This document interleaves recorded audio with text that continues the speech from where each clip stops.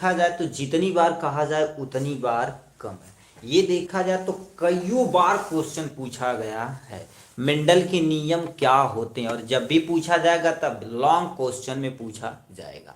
ठीक है, तो अब इसको हम आज ए टू जेड एकदम से स्लाइस करने वाले हैं, मतलब टुकड़ा टुकड़ा करके आपके क्या कर दे जहन में बिठाने वाले हैं। अब ये क्या होता है, कैसे होता, ध्यान से सुनिए। ठीक, तो दिया है मेंडल के नियम। अब मेंडल के बारे में देखा जाए तो मेंडल के बारे में थोड़ा सा सुन लीजिए। मेंडल को क्या बोला जाता है, जेनेटिक का फादर, यानी अनुवांशिकता के पिता किन्हें बोला जाता है, ग्रेगर जान मेंडल। ठीक, पहला क्वेश्चन पूछा जाएगा अनुवांशिकता के पिता किसे कहा जाता है, ग्रेगर जान मेंडल को। दूसरा क्वेश्चन क्या पूछा जाता, मेंडल ने किस पे एक्सपेरिमेंट किया था, यानी किस पे प्रयोग किया था। तो आपको बताना पड़ेगा, एक मटर का पौधा था, उन्होंने अपनी पूरी जिंदगी इसी पे ही लगा दी थी।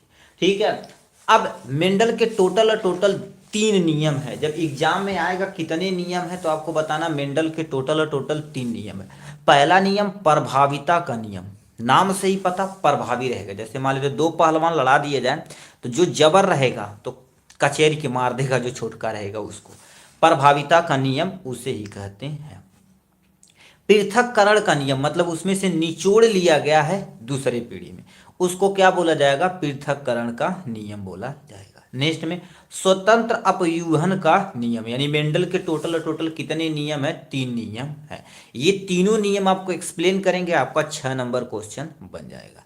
ठीक है, तो प्रभाविता का नियम पहले आप देखिए, सबसे पहले आप बता देना कि टोटल 3 नियम है, प्रभाविता का नियम और पृथक्करण का नियम, स्वतंत्र अपव्यूहन का नियम। अब एक एक नियम को अच्छे से आप क्या कर देंगे, एक्सप्लेन कर देंगे, आपका नंबर बन जाएगा। पहला क्या दे रखा, प्रभाविता का नियम, जिसको लॉ ऑफ डोमिनेंस भी बोला जाता है। अब समझिए प्रभावी क्या होता है और अप्रभावी क्या होता है, सुनिए थोड़ा सा सुन लीजिए। एक आपके सामने क्या हो गया है, ठीक है, यदि नॉर्मल देखा जाए, ठीक है, चल नहीं रहा क्या, ये भाई साइड हो जा। ठीक है, एक आपके सामने क्या होता है, प्रभावी होता, क्या हो गया, प्रभावी होता है, दूसरा अप्रभावी होता है। ठीक, अब इनके बारे में थोड़ा सा सुनिए, तब अभी प्रभाविता का नियम तुरंत समझ जाएंगे। प्रभावी मतलब क्या करेगा, जैसे मान लेते कोई एक बच्चा है, ठीक है, हम उसको कैपिटल टी मतलब ये बच्चा जो है या कोई पौधा है, ये कैपिटल टी मतलब ये बड़ा बड़ा है। अप्रभाविता मतलब स्मॉल टी है, आपके सामने ये होगा। प्रभावी जब अप्रभावी से लड़ेगा तो इसको उठा के तुरंत गांज देगा, मतलब नॉर्मल भाषा में बोला जाए तो पटक देगा उठा के। ठीक है, तो अब बताइए ये वाला बंदा इसके ऊपर क्या होगा, हावी हो चुका है। हावी मतलब ये उसके ऊपर प्रभावी है। तो बस प्रभाविता का नियम यही कहता है। पहला पॉइंट लिख रखा, ध्यान से सुनिए। मेंडल के प्रभाविता का नियम मेंडल द्वारा प्रतिपादित एकल संकर क्रॉस पर आधारित था। एकल संकर क्रॉस क्या होता है, जिसमें एक ही पौधे के, ठीक है, यानी एक पौधा लेंगे, एक लंबा लेंगे, एक बौना, उन्हीं के बीच में क्रॉस करा दिया जाता है, उसी को एकल संकर क्रॉस कहते हैं। एक पॉइंट ये लिखेंगे। दूसरा पॉइंट क्या लिखेंगे, जब शुद्ध लंबे, लंबे के लिए क्या प्रयोग करेंगे, कैपिटल टी का प्रयोग करेंगे, तथा शुद्ध बौने पौधे के बीच संकरण कराया जाता है तो प्रथम पीढ़ी या फवन में विपरीत लक्षणों में से केवल एक प्रभावी लक्षण यानी लंबा दिखाई देता है, अप्रभावी यानी लक्षण बौना छिपा रहता है। अब इस लाइन का मतलब, अब क्या समझिए, अब ध्यान से सुनिए। इन्होंने क्या कर दी थी यार, एक शुद्ध लंबे पौधे, तो लंबे पौधे के लिए आप क्या प्रयोग करेंगे, ध्यान से सुनिए। लंबे पौधों के लिए कैपिटल टी और कैपिटल टी का प्रयोग करेंगे। ये जो पौधा रहेगा आपका कैसा पौधा रहेगा भैया, लंबा पौधा रहेगा। तथा शुद्ध बौने पौधे के बीच में संकरण कराया जाता है, मतलब ये आपके सामने लंबा पौधा हो गया, दूसरा आपके सामने कौन सा पौधा हो गया है, बौना पौधा हो गया। बौने पौधे को हम क्या कर देते, स्मॉल टी से रिप्रेजेंट कर देते। अब जब कराया जाता तो प्रथम पीढ़ी के विपरीत लक्षण केवल एक अप्रभावी लक्षण, प्रभावी लक्षण लंबा पौधा दिखाई देता, बौना पौधा छिपा रहता है। मतलब इनके बीच में जब क्रॉस कराया जाता, ध्यान से देखिए क्या होता। यदि इसको थोड़ा दूर दूर लिखें, कैपिटल टी, स्मॉल टी और स्मॉल टी, मान लेते हैं ये जो कैपिटल क्या कर रहा है, इस स्मॉल से जब रिएक्शन कर रहा है, मतलब क्रॉस कराया जाता है, तो कैपिटल टी और स्मॉल टी पौधा प्राप्त होता है। मतलब ये जो पौधा प्राप्त होता है ये कैपिटल टी स्मॉल टी हो जाएगा। ठीक, अब दूसरा, ये मान लेते ये जो कैपिटल है इस स्मॉल से जब क्या कर देगा, क्रॉस कराया जाएगा तो कैपिटल टी स्मॉल टी प्राप्त हो जाएगा। ठीक, यानी इस पौधे को हम दो बार इससे करा दिए। अब ये पौधा बचा, मान लेते हैं ये जो पौधा है इस पौधे से क्या कर देता, क्रॉस करता तो कैपिटल टी स्मॉल टी प्राप्त होता। ठीक, अब देखिए ये जो पौधा है ये छोटे वाले पौधे से क्या कर देता, क्रॉस जब करता तो कैपिटल टी स्मॉल टी प्राप्त होता है। तो इसी को क्या बोला जाता, प्रथम पीढ़ी यानी यफवन पीढ़ी बोला जाता है। क्या बोलते हैं, यफवन पीढ़ी बोला जाता है। ठीक, अब ये जो लंबा पौधा है, ठीक है, लंबा पौधा है ये प्रभावी है, मतलब डोमिनेंट जिसको बोला जाता है। और ये क्या बोला जाता है, अप्रभावी है। क्या हो जाएगी आपके सामने, अप्रभावी हो जाएगा। ठीक, एक प्रभावी और दूसरा अप्रभावी। अब प्रभावी क्या करेगा, इस स्मॉल टी को दबा के रखेगा, मतलब यफवन पीढ़ी में जितने भी पौधे आएंगे सब पौधे क्या हो जाएंगे बउआ, लंबा पौधा होंगे। यानी यफवन पीढ़ी में कैसा पौधा प्राप्त होता है, लंबा पौधा प्राप्त होता है। बस यही आपको क्या कर देना है। ठीक है, इसी को क्या कर देना है, इजिली लिख देना है। तो क्या लिख रखा आपके सामने, जो लिख रखा वही हमने एक्सप्लेन कर दिया। उदाहरण के लिए क्या कर देगा, लंबा पौधा यानी कैपिटल टी, बौना पौधा स्मॉल टी के बीच क्रॉस कराने पर यफवन पीढ़ी में 100% लंबा पौधा प्राप्त होता है। जो आपके सामने ये जो देखो यफवन पीढ़ी में सब पौधे क्या हो गए, लंबा लंबा प्राप्त हुए हैं। तो आपके सामने यफवन यानी जनरेशन में मेंडल लॉ का हमने क्या हो करते, पहला नियम एकदम अच्छे से एक्सप्लेन कर दिया। दूसरा नियम क्या कहता, पृथक्करण का नियम। अब हम चलते हैं थोड़ा सा पृथक्करण की नियम की तरफ रुक करते हैं। पृथक्करण का नियम क्या होता है, जिसे निचोड़ के निकाला जाता है। पृथक्करण को शुद्धता का नियम भी कहते हैं। अब इनके मतलब क्या होता है, देखिए जब यफवन पीढ़ी के विषम युग्मजी पौधों में स्वपराशरण कराया जाएगा, मतलब इन्हीं के बीच में क्या कर देते, कोई दो पौधा लेंगे इन्हीं के बीच में क्रॉस करा दिया जाए, कोई भी दो पौधा लेंगे। ठीक, स्वपराशरण यानी स्वपरागण कराया जाता, मतलब सेल्फ पोलिनेशन कराया जाता है। तो द्वितीय पीढ़ी F2 में सदस्यों में परस्पर विपरीत लक्षण के एक निश्चित अनुपात में पृथक्करण हो जाता है। अतः इस लक्षण को पृथक्करण का नियम कहते हैं। ये तो थ्योरी, हमारी भाषा में समझिए इसको क्या कह रखा है। इन्होंने क्या कर देता, देखो यफवन पीढ़ी में किसी दो पौधे को उठा लेना, मान लेते हैं हमने capital T small T, capital T small T. अब कह दिया इन्हीं में स्वपरागण करा देता, मतलब एक दूसरे में सेल्फ पोलिनेशन करा दिया जाए। तो अब देखिए मान लेते ये जो कैपिटल है इस कैपिटल से जब क्या करेगा, क्रॉस करेगा तो कैपिटल टी प्राप्त हो। अब ये कैपिटल मान लेते स्मॉल से यदि तुम्हारे पास क्या करेगा, क्रॉस करेगा तो कैपिटल हो जाएगा आपके सामने स्मॉल हो जाएगा यहां से। दूसरा क्या कर रखा है, मान लेते ये जो आपके सामने क्या हो जाएगा, ठीक है, ये आपके सामने यानी स्मॉल टी और ये आपके सामने कैपिटल टी से जब करेगा, देखिए स्मॉल टी कैपिटल टी, तो ये कैपिटल टी स्मॉल टी प्राप्त होगा। मान लेते ये स्मॉल टी से क्या कर देता, छोटका चीज छोटका टी से जब क्या करेगा यानी करेगा। अब देखिए इसमें ये जो तुम्हारे पास रहेगा ये वाला जो पौधा रहेगा प्योर 100% देखा जाए तो आपके सामने टाल रहेगा, ये भी टाल रहेगा, ये भी टाल। अब स्मॉल टी अप्रभाविता, मतलब ये F2 पीढ़ी हो गई है। F2 पीढ़ी में ये जो पौधा हो गया आपके सामने बौना पैदा हुआ है। यही बौना पौधा क्या होगा, लास्ट में जाके पृथक्करण हो गया, इसीलिए इसे नाम दिया जाता है पृथक्करण का नियम। अब क्या लिख रखा, ध्यान से सुनिए, यफवन पीढ़ी में विषम युग्मजी पौधों में स्वपरागण कराया गया। देखिए यफवन पीढ़ी से पढ़ाया गया, दो पौधा हमने क्या कर दिया, कोई भी ले लिया, कोई भी दो पौधा लिया, इसमें स्वपरागण करा दिया हमने यहां से। ठीक, F2 पीढ़ी में देखिए F2 पीढ़ी आपके सामने यहां पर लिख देना, F2 पीढ़ी ये हो जाएगी। ठीक, F2 पीढ़ी में ठीक है पृथक्करण हो जाता है। इन लक्षणों को पृथक्करण का नियम कहते हैं या इसे युग्मकों का ठीक है शुद्धता का नियम भी कहा जाता है। अब जो एग्जाम्पल हम बताएं यहीं पर एग्जाम्पल आप एक्सप्लेन कर देंगे, काम हो जाएगा। क्या लिख रखा, F1 पीढ़ी से प्राप्त पौधों के बीच स्वपरागण कराया गया तो F2 पीढ़ी में लंबा व बौना दोनों प्रकार के पौधे प्राप्त हुए। आप देख सकते हैं ये जो तुम्हारे पास पौधा हो गया, ये तीन आपके सामने क्या हो जाएगा, जो भी पौधा हुआ है कैसा हुआ भैया, लंबा हुआ है। एक क्या होगा, केवल और केवल बौना पौधा प्राप्त हुआ है। है। तो ये आपके सामने क्या होगा, मेंडल के द्वितीय नियम थे। अब मेंडल के तुम्हारे पास क्या हो जाएंगे, तृतीय नियम देखा जाए तो स्वतंत्र अपव्यूहन का नियम एक्सप्लेन करना पड़ेगा। ठीक है, तो स्वतंत्र अपव्यूहन का नियम आपके सामने यहां से दिया गया है। अब स्वतंत्र अपव्यूहन का नियम क्या कहता है, एक दूसरे से जब क्रॉस कराया जाता है तो ये स्वतंत्र अवस्था में होता है, इसमें कुछ भी लेना देना नहीं होता। ये वाला तुम्हारे पास एक अलग से क्वेश्चन भी पूछा जाता है।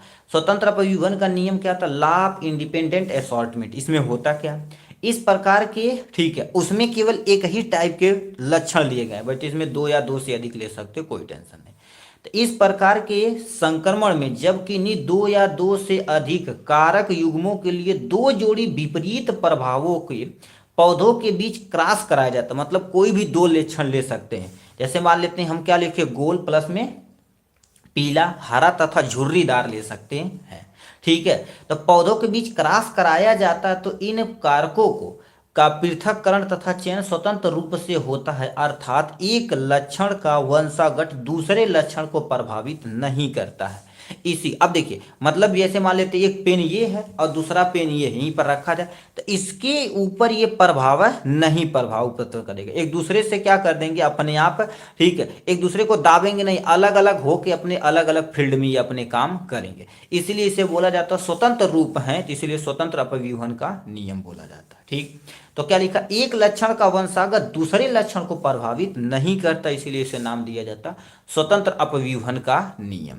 अब इसमें तुम्हारे पास उदाहरण में F1 पीढ़ी से दोनों लक्षण यानी गोल पीला, झुर्रीदार तथा हरा रंग का क्रॉस प्राप्त F2 पीढ़ी में अलग अलग स्वतंत्र रूप से क्या कर देते हैं, संयुक्त होते हो यानी संयुक्त होकर प्रकट करते हैं। ये आपके सामने स्वतंत्र अपव्यूहन का नियम हो। अब इसको देखने के लिए क्या करना पड़ेगा, तुमको थोड़ा सा दुई क्रॉस वाला काम करना पड़ेगा। देखिए, गोल तथा पीला, गोल के लिए हमने क्या कर दिया, वाई वाई कनेक्ट किया, और आर के लिए राउंड है, ठीक है, तो राउंड के हमने ये कर दिया। हरा झुर्रीदार, हरा के लिए हमने स्मॉल स्मॉल लिया और झुर्रीदार के लिए भी स्मॉल आर का प्रयोग किया।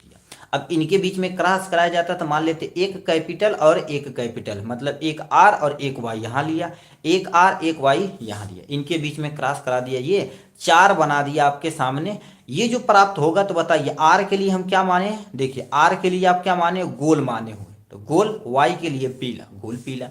अब कैपिटल आर है, कैपिटल आर गोल है तो गोल, और स्मॉल आर के लिए हरा, तो गोल हरा हो जाएगा यहाँ से। पीला झुर्रीदार, ये आपके सामने हमने क्या बोला, कैपिटल रहेगा तो पीला, स्मॉल आर झुर्रीदार, पीला झुर्रीदार हो गया और हरा झुर्रीदार। अब इन्हीं के बीच में क्या कराया जाएगा, स्वपरागण कराया जाएगा, तो आपके सामने ऐसा चीज प्राप्त होगा, ऐसा आप देखे होंगे, ठीक है, इजी तरीके से। अब इसमें रेशियो याद रखना, तुम्हारे पास 9:3:3:1 होता है, 9:3:3:1, 9:3:3:1 याद रखना, 9:3:3:1 रखना, अपना काम हो जाएगा। ठीक है, तो ये आपके सामने मेंडल के 3 नियम थे, उसको हमने अच्छे से एक्सप्लेन कर दिया। इसको प्लीज आप पढ़ के जाइएगा, क्योंकि एग्जाम के पॉइंट ऑफ व्यू से ये क्वेश्चन पूछा ही पूछा जाता है। ठीक, तो चलिए आज के लिए बस इतना ही, फिर मिलेंगे नेक्स्ट वीडियो में नेक्स्ट टॉपिक के साथ। तब तक के लिए bye bye and take care. जय हिंद मेरे डियर साथी, मैं आपका साथी विकास, और आज हम प्यारा से एक क्वेश्चन देखने वाले हैं। स्वच्छ आकाश का रंग नीला क्यों प्रतीत होता है, व्याख्या करना है। कितने नंबर का, ये 2 नंबर का ये क्वेश्चन है। अब इसको कैसे करेंगे, ध्यान पूर्वक सुनिए। देखिए, इस टाइप से क्वेश्चन एमसीक्यू में पूछा जाता, कहेगा आकाश का रंग नीला क्यों दिखाई देता है, तो एक चीज़ याद रखना, ये बस अपना काम खत्म। अब लिख रखा क्या, पहले देखिए, क्योंकि व्याख्या करने के लिए कहा तो हमको क्या करना पड़ेगा, एक्सप्लेन करना पड़ेगा। पहले क्या दे रखा है, आकाश, स्वच्छ आकाश का रंग नीला दिखाई देता है क्योंकि सूर्य से आने वाली प्रकाश जिसमें अनेक रंग होते हैं, मतलब सूर्य से आने वाली प्रकाश में टोटल कितने कलर होते हैं, विबग्योर होता है। ठीक है, ये आपके सामने विबग्योर 7 कलर होता है। ठीक, अब 7 कलर में जैसे ये तो हमारे पास इंडिगो हो गया, सॉरी वायलेट हो गया, इंडिगो हो गया, ब्लू हो गया, ग्रीन हो गया, येलो हो गया, ऑरेंज हो गया और रेड हो गया। इस टाइप से तुम्हारे पास क्या होते हैं, 7 रंग होते हैं। अब इसमें से क्या लिख रखा, अनेक रंग होते हैं। चलो हमने मान लिया, जब वायुमंडल से गुजरते हुए पृथ्वी पर आते हैं तो वायुमंडल में उपस्थित धूल के कणों द्वारा प्रकाश का प्रकीर्णन मतलब फैलाव जिसको कहते हैं। कहने का मतलब जैसे ये हमारे पास मान लेते हैं पृथ्वी हो गई, पृथ्वी की अलग अलग जो लेयर है वायुमंडल की हम मान लेते हैं ये अलग अलग लेयर है, ठीक है, अलग अलग लेयर है। अब सूर्य का प्रकाश जब हमारी पृथ्वी पर आता है तो यहाँ से आने के बाद वायुमंडल के किरण से क्या हो जाता है, इधर उधर ऐसे प्रकीर्णित यानी फैल जाता है। यहाँ पर मान लेते आएगा तो इधर फैल जाएगा। अब ये जो बताओ फैल गया तो एक नीला सा क्या कर दिया, लेयर बना दिया। बताओ यहाँ पर खड़ा व्यक्ति क्या करेगा, जब ऊपर की तरफ देखेगा तो उसको केवल और केवल किस कलर का दिखेगा, ब्लू कलर का दिखेगा, यानी नीला कलर का दिखेगा। तो वही लिख रखा क्या होगा, धूल के कणों द्वारा प्रकाश क्या हो जाता, परिकीर्णित हो जाता, मतलब परिकीर्णित मतलब परिकीर्णन मतलब तुम्हारे पास क्या होता, फैल जाना होता है, ठीक है। बैगनी तथा नीले रंग का प्रकाश का परिकीर्णन लाल की अपेक्षा अधिक होता है। मतलब अभी देखा जाए तो तुम्हारे पास बोला गया क्या, देखो दो चीज़ पूछा, बैगनी तथा नीले। अब बैगनी तथा नीले, अब नीचे वाला तुम्हारे पास क्या हो जाएगा गुरुदेव, बैगनी वाला हो जाएगा, ठीक है। देखिए ये आपके बैगनी और आई मतलब तुम्हारे पास क्या होगा, जामुनी कलर होता है। उसके बाद आपके सामने ये कलर कौन सा आता है, नीला यानी ब्लू कलर। तो ब्लू रंग का प्रकीर्णन लाल की अपेक्षा अधिक होता है, जिससे बैगनी तथा नीला रंग का प्रकाश हमारी आंखों तक पहुंचता है।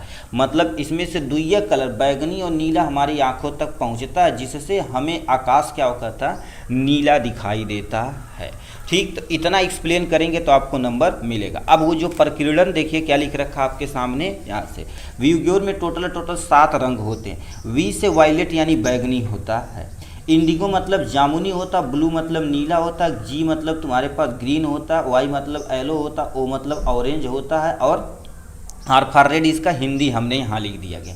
अब होता क्या, नीचे ये जो 2 कलर हैं, ठीक है, 2-3 कलर चाहिए, बैगनी जामुनी और नीला, इसका प्रकीर्णन क्या होता है, सबसे अधिक होता है अन्य रंगों की तुलना में।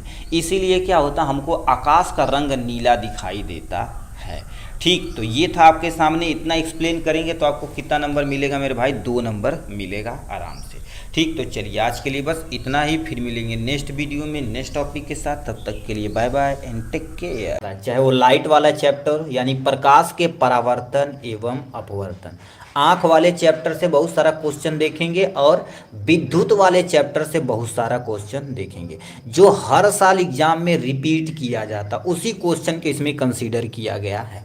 पहला क्वेश्चन आपके सामने पूछा, दृष्टि दोष किसे कहते हैं, और ये क्वेश्चन देखा जाए तो आपके सामने हम दिखा देते हैं। पूछा है दृष्टि दोष किसे कहते हैं, देखिए क्या लिख रखा है, ये आपके सामने बोर्ड एग्जाम 824 CO 2025 में ये क्वेश्चन पूछा गया है। देखिए दृष्टि दोष किसे कहते हैं, ये कितने नंबर का, 2 नंबर का क्वेश्चन पूछा गया है, यानी एक एक करके हम हर एक क्वेश्चन को इसमें स्लाइस करने वाले हैं। अब 2 नंबर में कितना लिखेंगे आपके सामने, यहाँ से देखिए हमने इतना लगा दिया है ये। तो सबसे पहले क्वेश्चन आपसे पूछ दिया है दृष्टि दोष किसे कहते हैं, यह कितने प्रकार के होते, कितने नंबर का क्वेश्चन, 2 नंबर का क्वेश्चन। जिस तरह से क्वेश्चन पूछेगा उसी तरह से आपको जवाब दे के खत्म कर देना, ज्यादा तिगड़मबाजी नहीं। अब सुनिए, दृष्टि मतलब देखना, दोष मतलब कोई ना कोई बीमारी किसे कहते हैं। जैसे कभी कभी हमारे आंखों में ऐसी कोई प्रॉब्लम हो जाती है, प्रॉब्लम नहीं प्रॉब्लम है, ठीक है, प्रॉब्लम हो जाती है जिससे हमको सही से नहीं दिखता, दिखता तो धुंधला दिखता, ऐसे स्थिति को क्या बोलते हैं, दृष्टि दोष बोलते हैं। तो क्या लिख रखा है, जब आंखों का समंजन क्षमता क्षीण हो जाता, मतलब देखने की क्षमता, ठीक, तथा वस्तु स्पष्ट नहीं दिखाई देती है और दृष्टि धुंधली हो जाती है, ठीक है, इसे ही आंख का दृष्टि दोष कहते। कहने का मतलब क्या होता है, जब हमारी आंखों की समंजन क्षमता क्या होती है, जैसे किसी वस्तु को हम वस्तु के अनुसार कि दूर है कि नजदीक है, उसके अपनी आंखों को फैला तथा सिकोड़ लेते, उस क्षमता को समंजन क्षमता कहते हैं।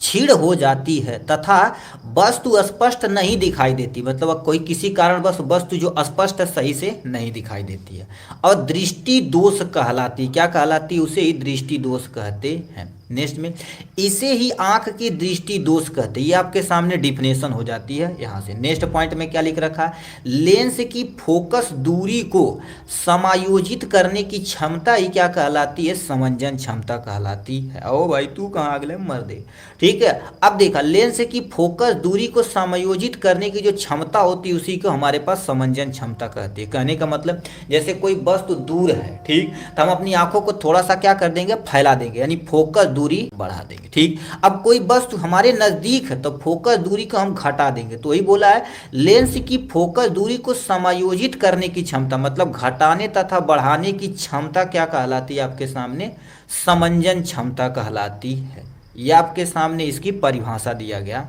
है। अब लिख रखा देखिए दोष किसे कहते हैं, कितने प्रकार के होते हैं। तो टोटल देखा जाए तो आपके बुक में एनसीईआरटी में इतने दोष दिए गए और बहुत सारे दोष रहते हैं। तो लिखा दृष्टि दोष के प्रकार लिख रखा, पहला दृष्टि दोष निम्न प्रकार के होते हैं। पहला आपके सामने निकट दृष्टि दोष। अब जो हम पूछ रहे हैं कमेंट बॉक्स में देखिए कितने ऐसे मेरे भाई हैं जिसको आंसर दे के बताते हैं। अब बताइए निकट दृष्टि दोष के निवारण में किस लेंस का प्रयोग किया जाता है, कमेंट बॉक्स में धड़ से लिख के दिखाइए। दूसरा यानी पहला दोष आपके सामने निकट दृष्टि दोष। अब निकट दृष्टि दोष क्या होती है, ऐसा दोष जिसमें निकट की वस्तु तो स्पष्ट दिखाई देती लेकिन दूर की वस्तु स्पष्ट नहीं दिखाई देती है, उसी को निकट दृष्टि दोष कहते हैं। याद रखना जो दोष हुआ है वो वस्तु दिखेगा, निकट दृष्टि दोष हुआ तो निकट की वस्तु दिखेगी, पहला पॉइंट हो गया।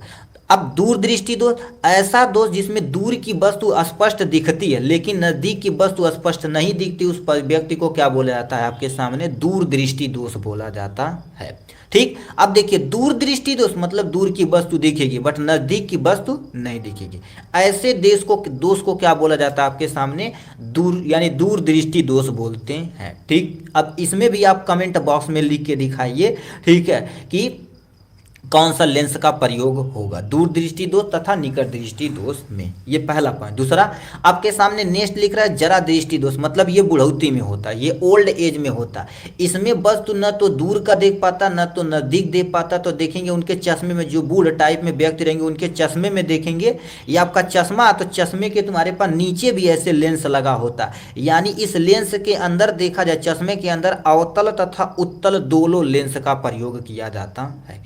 किसका, अवतल तथा उत्तल लेंस दोनों का प्रयोग किया जाता है।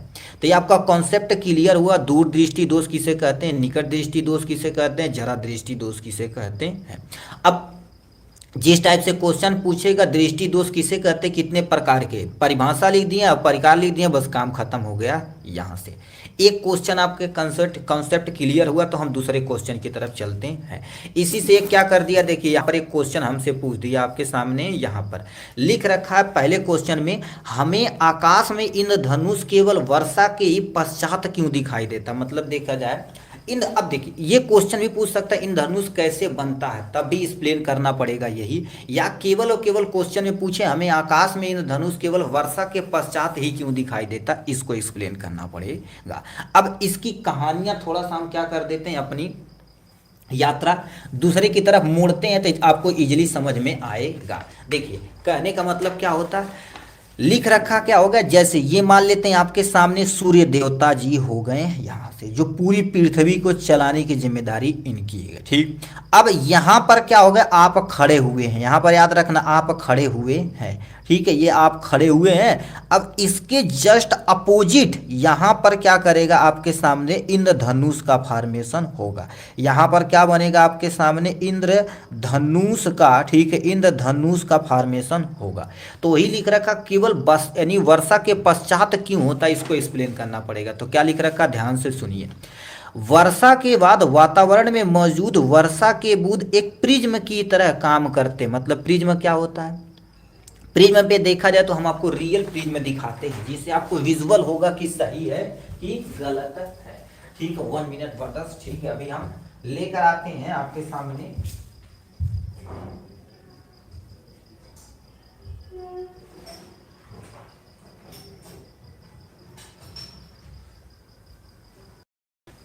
ठीक, तो यहाँ से आप इजीली देख सकते हैं, ये रहा आपका प्यारा सा प्रिज्म, ठीक है, आपको विजुअल नहीं हो रहा है, ये प्रिज्म है।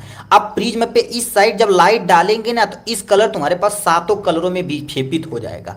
अब ये जो तुम्हारे पास है ना, इस पे सूर्य की प्रकाश आप डालोगे, क्योंकि श्वेत प्रकाश पे ही आप पढ़े होंगे। ठीक है, अब देखिए क्या लिख रखा है, वर्षा के पश्चात, ठीक है, वर्षा के पश्चात या वर्षा के वातावरण में मौजूद वर्षों की बूंद एक प्रिज्म के रूप में कार्य करती हैं।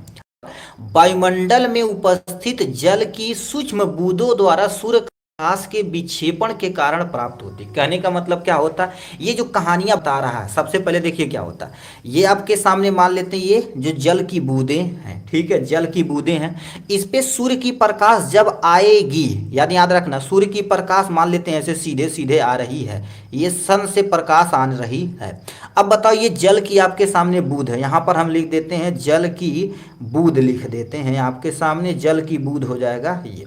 तो जल की बूंद हो गया। अब ध्यान से सुनिए, जब कोई प्रकाश एक माध्यम से किसी दूसरे माध्यम में जाती है तो यहां पर बताओ क्या होगा, अपवर्तन होगा। याद रखना, अपवर्तन क्या होगा, अपवर्तन होगा। ठीक, क्योंकि ये जल की बूंद है और ये हवा से क्या हो, जल की बूंद में जाएगी तो यहाँ पर अपवर्तन होगा।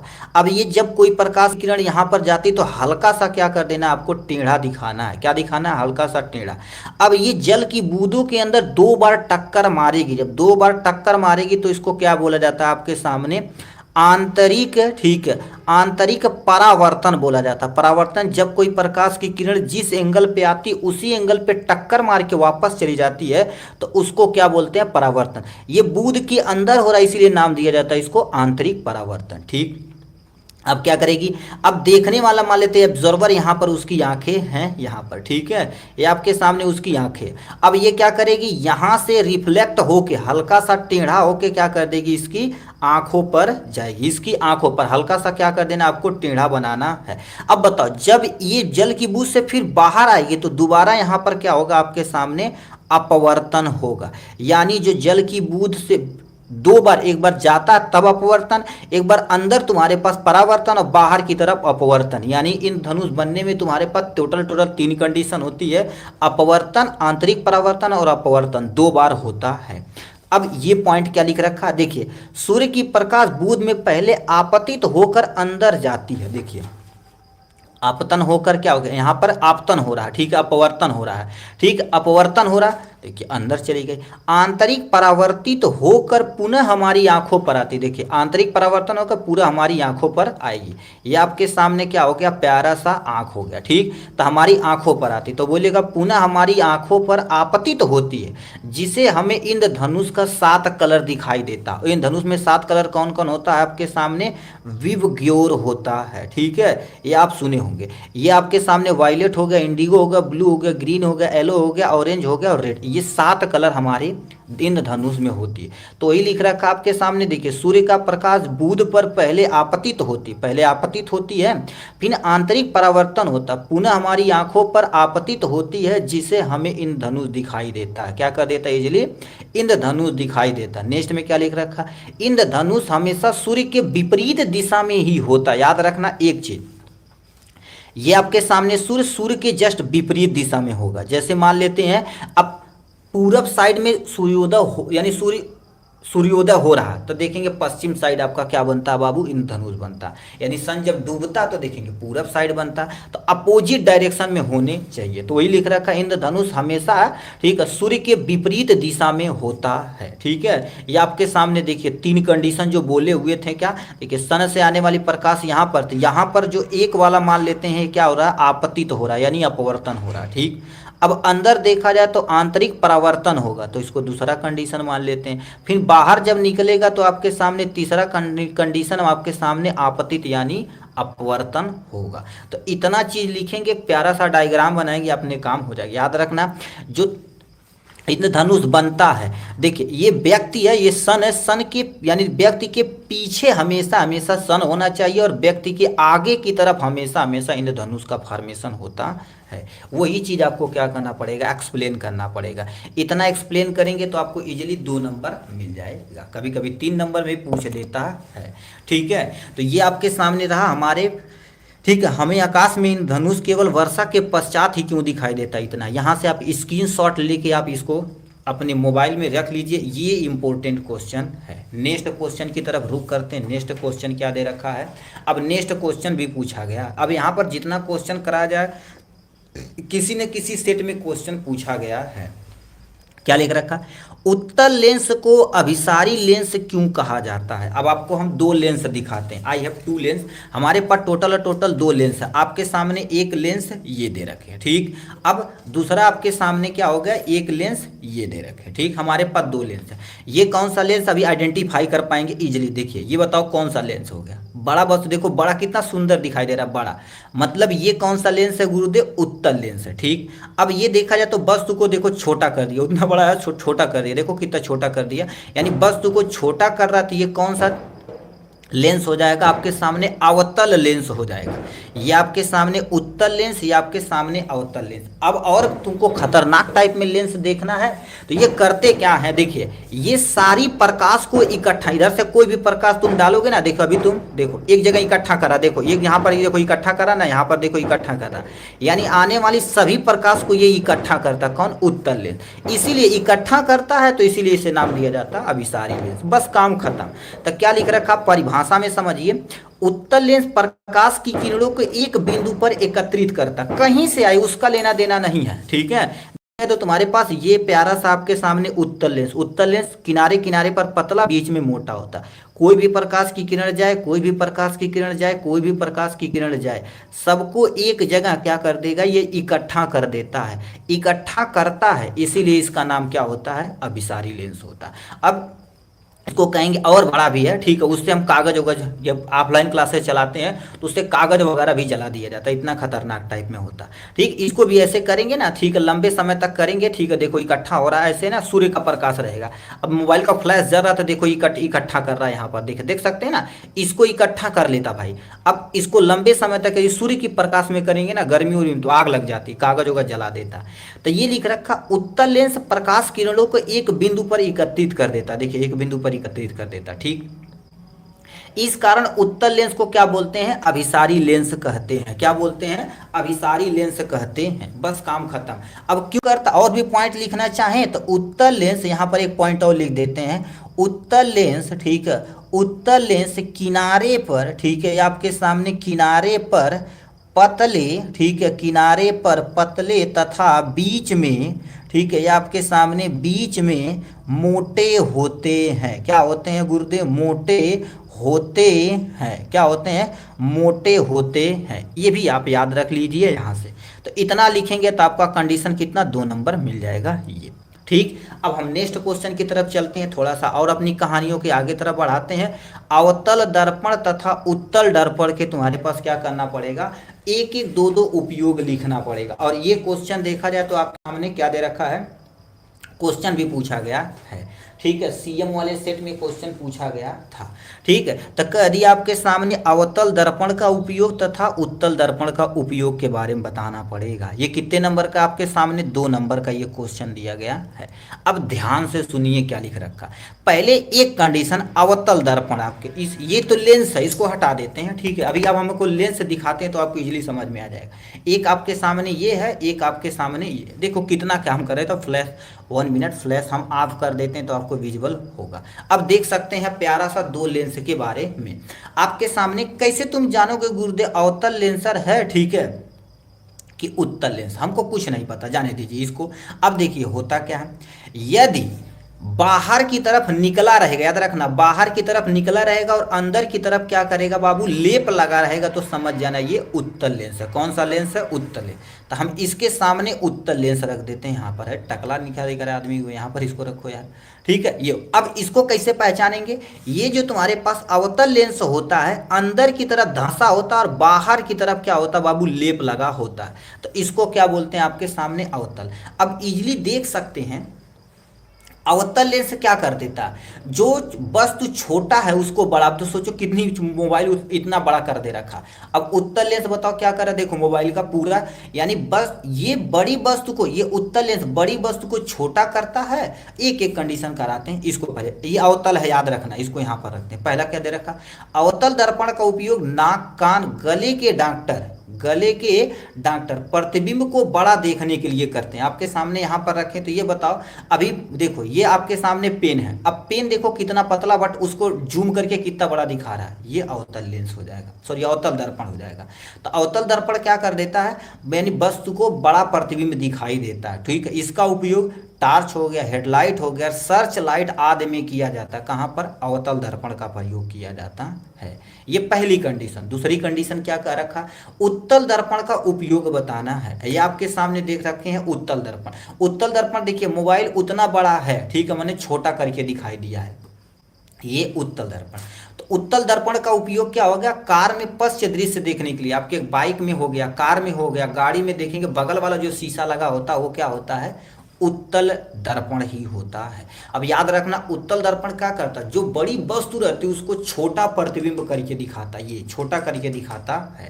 ठीक, ये बड़े हाल में पूरा दृश्य देखने के लिए, पहले जमाना में देखा जाए, अब तो सीसीटीवी कैमरा, पहले जमाने में बहुत बड़ा ऐसे हॉल होता था। ठीक है, हॉल होता है, एक एंगल पे यहाँ पर क्या कर दिया जाता है, कोने पे हम क्या कर देते हैं, उत्तल का प्रयोग करते हैं। उत्तल का प्रयोग करें, यहाँ पर एक व्यक्ति बैठे पूरे हॉल का दृश्य इजीली देख सकता था।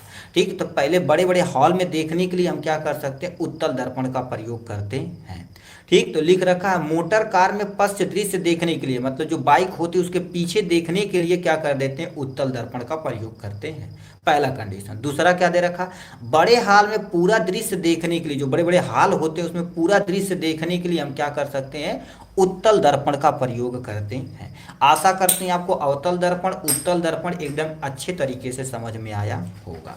ठीक, अब हम नेक्स्ट क्वेश्चन की, क्वेश्चन ये दे रखा, इसको आप अभी देखिए, इसको अब इस टाइप से क्वेश्चन हम आपको दिखाते चलते हैं भाई, कितनी बार पूछा गया है। ठीक है, कितनी बार पूछा गया आप इजीली देख सकते हैं। यहाँ से देखिए ये आपके सामने क्या दे रखा, पहले इस क्वेश्चन को समझिए, फिर इससे रिलेटेड कईयों क्वेश्चन हम करेंगे और आपके सामने इजी तरीके से। क्या लिख रखा, किसी 4 ओम प्रतिरोध के प्रति सेकंड 100 जूल ऊष्मा उत्पन्न हो रही है, तो प्रतिरोध के सिरे पर विभवांतर ज्ञात करना है। ठीक, कितने नंबर का, 2 नंबर का। और इसी जस्ट क्वेश्चन आपके सामने, दोनों कंपेयर करो बहुत तुम देखो। अब ये 2025 में क्वेश्चन पूछा गया है, सेट नंबर आपके सामने सीओ, देखो 824 सीओ सेट में। पहले इसको करते हैं तब इसको करना। देखो 4 ओम की जगह 2 ओम प्रतिरोध, प्रति सेकंड 100 जूल 200 जूल, प्रतिरोध के सिरों पर विभवांतर कितना नंबर, 2 नंबर। हलवा तरीका है, ध्यान से सुनिए। अब ये जो सॉल्व किया गया इसके छोड़ दीजिए आप। ठीक है, अब जो हम सॉल्व कर रहे हैं उसको आप यहाँ से क्या कर दीजिए, लगा लीजिए, बस अपना काम हो जाएगा ये। ठीक है, इजी से इजी तरीके में। क्या दे रखा, ध्यान से क्वेश्चन सुनिए यहाँ पर। अब क्वेश्चन को ध्यान से सुनिए, जेके क्वेश्चन जितना ट्राई करेंगे उतना आपके लिए सूटेबल रहेगा। क्या दे रखा, किसी 4 ओम प्रतिरोध, मतलब R बराबर आपके सामने क्या दे रखा है, यहाँ पर प्रतिरोध लिखते रहते हैं। देखो हल में ऐसे लिखना, याद रखना, प्रतिरोध R बराबर कितना हो जाएगा आपके सामने, 4 ओम हो जाएगा। यहाँ से प्रतिरोध के प्रति सेकेंड, यानी समय बराबर आपके सामने कितना दे रखा है, समय t बराबर आपके सामने 1 सेकेंड, यानी प्रति सेकेंड मतलब 1 सेकेंड दिया गया है। ठीक, 100 जूल ऊष्मा उत्पन्न होती है, यानी ऊष्मा H बराबर आपके सामने, ऊष्मा H बराबर आपके सामने कितना हो जाएगा गुरुदेव, 100 जूल हो जाएगा यहाँ से। ठीक, 100 जूल हो गया यहाँ से। फिर क्या दे रखा, प्रतिरोध के सिरों पर विभवांतर V की आपको क्या कर देनी है गुरुदेव, गणना करनी है, V की वैल्यू निकालनी। देखो ऐसे सुंदर सुंदर एग्जाम में अनुरोध है जरूर लिखना, क्वेश्चन न लिखना, सीधे अपना हल यहाँ हेडिंग डाल के अपना जो भी चीज रहेगा भनाभन सॉल्व कर देना। अब हमारे पास फार्मूला क्या होता है एक, ठीक है, उष्मा, ठीक है, ये आपके सामने उष्मा, ठीक, उष्मा H बराबर आप पढ़े होंगे V² T बटे में कितना होता है, R होता। बस यही फार्मूला आप याद रखेंगे। अब हलवा तरीके से आप सॉल्व कर देंगे। एग्जाम में ऐसे आप सॉल्व करते जाइएगा, बट आपको दिखे तो हम क्या कर देते हैं, चलो यहीं पर बगल में ही सॉल्व कर देते हैं। तो H बराबर आपके सामने कितना हो जाएगा, V² T बटे में तुम्हारे पास कितना हो जाएगा, R। अब हमसे V यानी विभवांतर पूछा, आप ध्यान से सुनिए। H बराबर कितना है, 100, तो H की जगह क्या कर दीजिए, 100 रख दीजिए। पर जैसे जैसे कहा बराबर है तो बराबर लगा दो, ये वाला चिन्ह है तो ये V² हमको निकालना है, यानी V की वैल्यू ही निकालनी है। वी स्क्वायर गुणे में टी की वैल्यू कितना दे रखा, 1 सेकेंड दे रखा, तो आप यहाँ पर 1 लगा देंगे यहाँ से। आर की वैल्यू कितना दे रखा आपके सामने, 4 दिया गया है, यहाँ से 4 हमने लगा दिया ये। अब ये देखा जाए तो भाग में इधर आएगा तो क्या होगा, गुणा में हो जाएगा, तो 4 गुणे में आपके सामने कितना हो जाएगा 100 बराबर में इसमें गुणा करोगे 1 का तो वी स्क्वायर, 1 का वैल्यू कुछ नहीं होता यहाँ पर गुणा में। अब गुणा करेंगे तो वी स्क्वायर बराबर कितना हो जाएगा, 4 का नाम 4, मतलब टोटल और टोटल कितना हो जाएगा 400 हो जाएगा ये। अब ये स्क्वायर है तो ये करड़ी में हो जाएगा, तो वी बराबर आपके सामने करड़ी में कितना हो जाएगा, यहाँ से 400 हो जाएगा।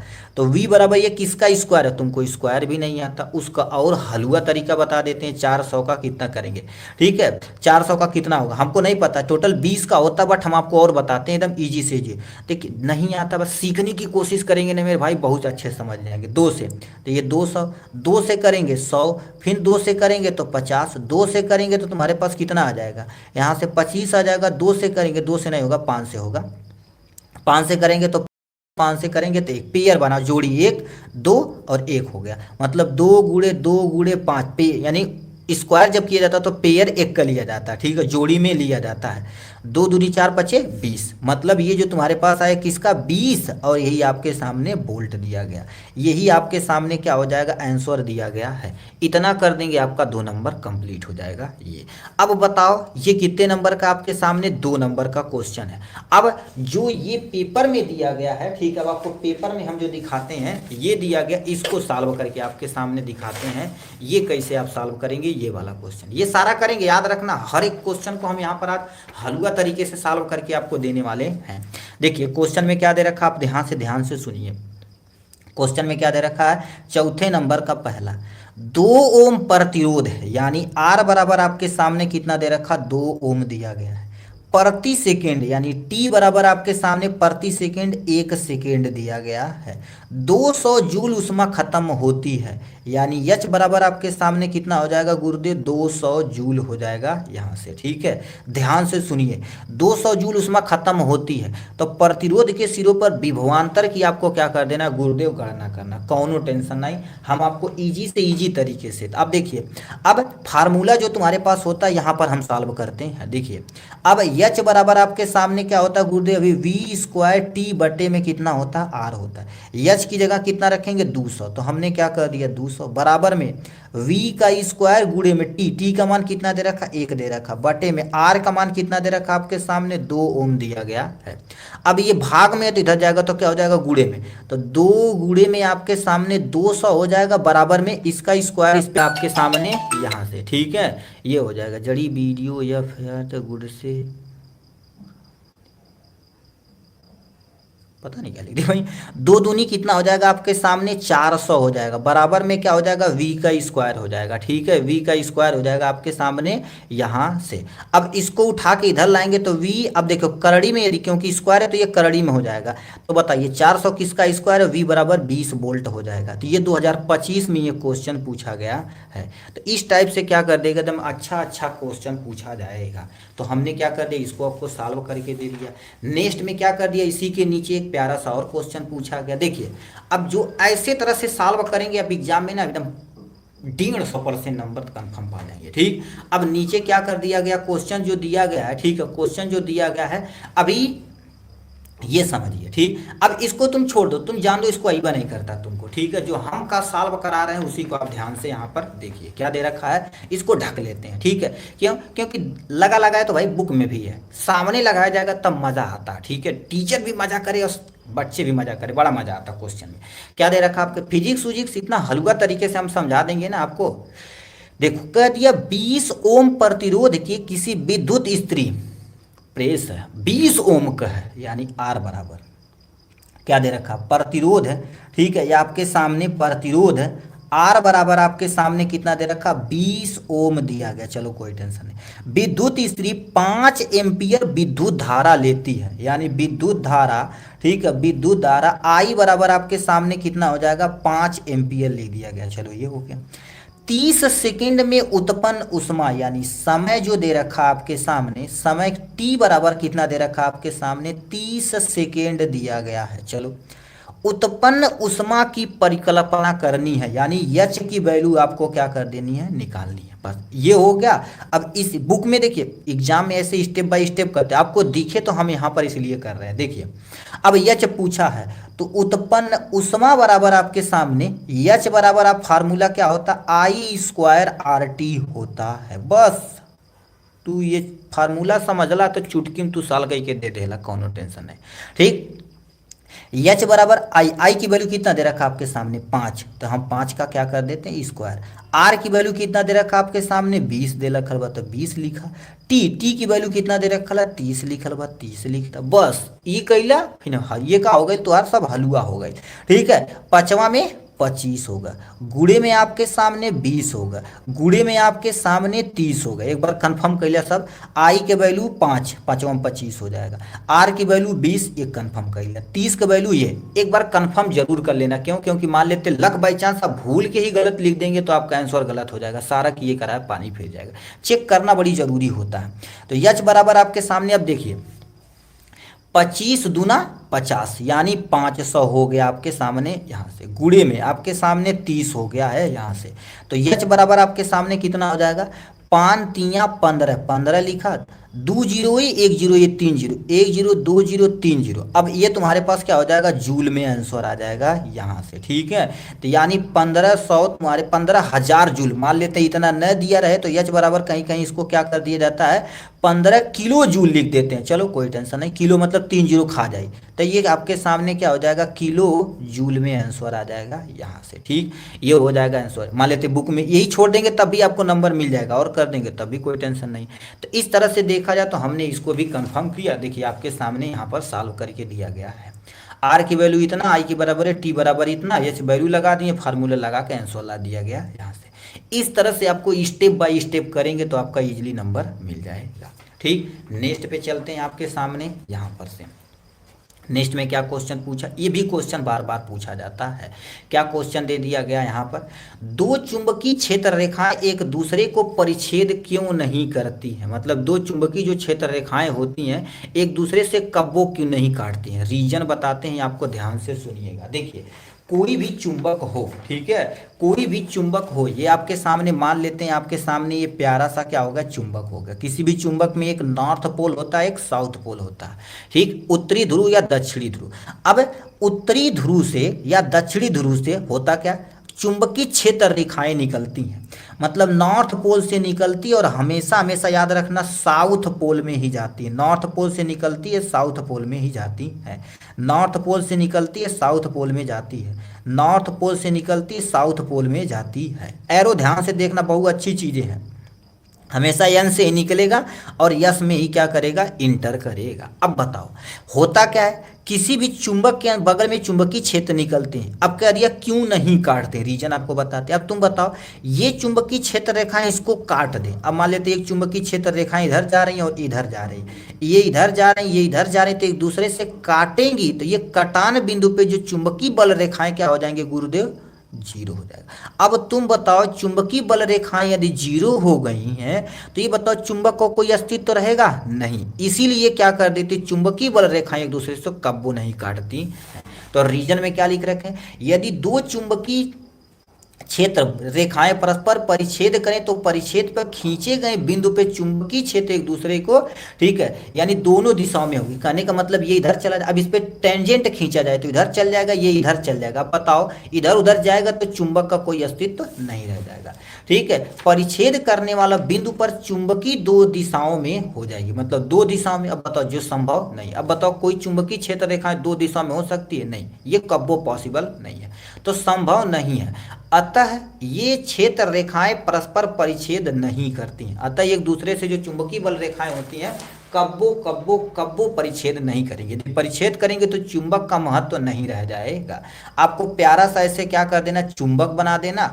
और ये जो तुम्हारे पास रेखाएं निकल रही हैं इसको क्या बोलते हैं, ठीक है, चुंबकीय रेखाएं बोलते हैं। क्या लिख रहे हैं जी, ठीक है, ये आपके सामने चुंबकीय, ठीक है, चुंबकीय रेखाएं बोलते हैं। क्या बोलते हैं, चुंबकीय रेखाएं बोलते हैं, जो आपके सामने दिया गया है। चुंबकीय रेखाएं ये दिया गया है। तो इसको इतना एक्सप्लेन करेंगे आपके 2 नंबर हो जाएगा इजी। ये आपके सामने प्यारा सा क्वेश्चन रहा। नेक्स्ट क्वेश्चन क्या पूछ दिया, अब देखिए लिख रखा चुंबकीय क्षेत्र रेखाओं के गुण के बारे में लिखना। क्या लिखना, गुण के बारे में, जो बताए हैं उसी को लिखना। क्या लिखना है, देखो एक चुंबक के 2 ध्रुव होते हैं, पहला north and south. North pole से हमेशा चुंबकीय क्षेत्र निकाय निकलती है, साउथ पोल में जाती है। Condition number 1। कंडीशन नंबर दूसरा क्या कहता, चुंबकीय बल रेखाएं हमेशा हमेशा क्या करेंगी, वक्र बनाएंगी। 2 हो गया। तीसरा, चुंबकीय बल रेखाएं एक दूसरे से कब्बो काटेंगी नहीं। बस 3 हो गया। यही 3 पॉइंट लिख देंगे, 2 नंबर बन जाएगा। वही चीज यहाँ लिखा गया। देखिए पहला पॉइंट में क्या लिख रखा, चुंबकीय बल रेखाएं सदैव उत्तरी ध्रुव से, उत्तरी मतलब जिसे यन बोलते हैं, ले लेते हैं, नॉर्थ से निकलती हैं और दक्षिणी ध्रुव में प्रवेश करती है, मतलब साउथ में प्रवेश करती है, यानी यन से निकलती यस में प्रवेश करती हैं। अतः चुंबकीय बल रेखाएं वक्र के रूप में होती। किसके रूप में होती है गुरुदेव, वक्र के रूप में होती। मतलब ऐसे, जैसे ये बोला गया ना, ये तुम्हारे पास देखो वक्र बना रही है, ऐसे वक्र बनाते हुए जाती है, ओम फो खर्राटे मारते हुए जाती है। ठीक, ये होगा। अतः चुंबकीय बल रेखाएं वक्र के रूप में होती। एक कंडीशन लेकर दूसरे, 2 चुंबकीय बल रेखाएं एक दूसरे से कब्बो कब्बो कब्बो कब्बो कब्बो नहीं काटती हैं। क्यों नहीं काटती हैं, आपको रीजन ऊपर भी बता दिए हैं। ये हो गया। दूसरा, चुंबक के ध्रुव के समीप जहां चुंबकीय बल रेखाएं पास पास होती है, चुंबक क्षेत्र प्रबल होता है। मतलब चुंबक देखा जाए तो 2 टाइप में जो दिया गया है, चुंबक का इस वाले रीजन पे चुंबकीय बल रेखाएं बहुत ज्यादा होती। क्यों, अभी हम आपको चुंबक रियल दिखाते हैं, यही वाला, ठीक है, जो बुक में दिया रहता।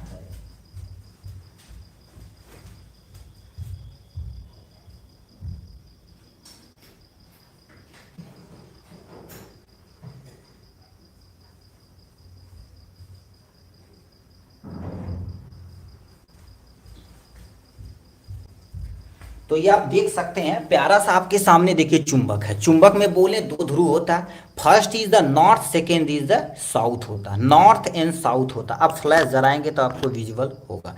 देखिए ये आपके सामने नॉर्थ पोल, ये साउथ पोल। अभी हम क्या बोले हैं, नॉर्थ पोल से चुंबकीय बल रेखाएं निकलती हैं, साउथ पोल में घुस जाती हैं। यही चीज यहाँ लिखा गया है, ये वाला। दूसरा, ये चुंबकीय बल रेखाएं वक्र के रूप में होती, वक्र के रूप में होती, एक दूसरे से कब्बो नहीं काटती, कब्बो नहीं काटती। दूसरा क्या लिख रखा, ये वाला पॉइंट देखिए, चुंबक के ध्रुव के समीप जहां चुंबकीय क्षेत्र रेखाएं पास पास होती हैं, वहां पर प्रबल होता है। तुम बताओ, यहां पर चुंबकीय बल रेखाएं एक दूसरे से पास है, तो तुम जितना पास रहेंगे उतना ज्यादा क्या रहेगा, जुड़े रहेंगे। अब प्रबल होती है। और याद रखना, चुंबक पे हमेशा हमेशा नॉर्थ और नॉर्थ अपोजिट पोल एक दूसरे से क्या कर देते हैं, दूर भागाते हैं। देखिए ये नॉर्थ है, ये नॉर्थ है, इसको तुम पास ले जाओगे, देखो दूर भागा है, दूर भागा थोड़ा हो। क्यों, अब देखा जाए तो बोलेंगे चुंबकीय बल रेखाएं क्या होती, इस वाले ध्रुव पे, इस वाले ध्रुव पे, इस वाले, यानी कोने पर चुंबकीय बल प्रबल, प्रबल मतलब जबर होता। अब तुम बताओ, देखा जाए, चलिए ऐसे करके आपको दिखाते हैं। बीच में देखिए चुंबक क्या हो रहा है, ज्यादा कुछ नहीं हो रहा, ठीक है। अब ये क्या करेगा, देखो अब ये कहाँ भाग रहा है, देखो ये तुम्हारे पास क्या होगा, किनारे की तरफ भाग रहा है। अब कहेंगे गुरुदेव आप सटा रहे हैं, ठीक। अब देखो यहाँ पर किए कुछ नहीं होगा, देखो इतने दूर पे किए, और यही चीज देखो है, देखा तो। अब तुम देखना, डिस्टेंस देखना ध्यान से। ये बताओ, चुंबकीय बल रेखाएं बीच में क्या है, कम है इसके, तो ये सटा रहा, देखो इतने। अब इतने पे ले जाएंगे तो इससे दूर ले जाएंगे, देखो इससे इतना दूर किए, देखो तब खींच लिया। देखो आप कहेंगे सर देखो इधर, देखो तुरंत खींच लिया कि नहीं। वही चीज क्या कर रखे हैं, यानी कोने पर, किसी भी चुंबक के कोने पर चुंबकीय बल रेखाएं बहुत ज्यादा होती हैं। यही चीज ये चुंबक आपको बताता है। आप रियल में देख चुके हैं, नॉर्थ पोल और साउथ पोल के जो चुंबक होते हैं, गोल वाला भी देखे होंगे, ठीक। यही तुमको बता देना। और भी लिख देना, चुंबक के 2 यानी 2 ध्रुव होते हैं, एक यानी नॉर्थ ध्रुव यानी दक्षिणी ध्रुव, एक उत्तरी ध्रुव, बस काम खत्म हो जाएगा। यहाँ नॉर्थ पोल और साउथ पोल। ये आपके सामने क्या रखा, 1 नंबर का क्वेश्चन था, 2 नंबर के, ये 2 नंबर का क्वेश्चन था जो हमने आपको एक्सप्लेन किया है। नेक्स्ट पे चलते हैं, और क्या लिख रखा आपके सामने, ठीक। एक बहुत महत्वपूर्ण क्वेश्चन है यहाँ से, किसी चुंबकीय क्षेत्र में स्थित विद्युत धारावाही चालक पर आरोपित बल कब अधिकतम होगा। मतलब तुम्हारे पास कोई यानी चुंबकीय क्षेत्र है, उस पर धारावाही चालक पर आरोपित बल कब अधिकतम होगा। इसके लिए 2-3 कंडीशन है।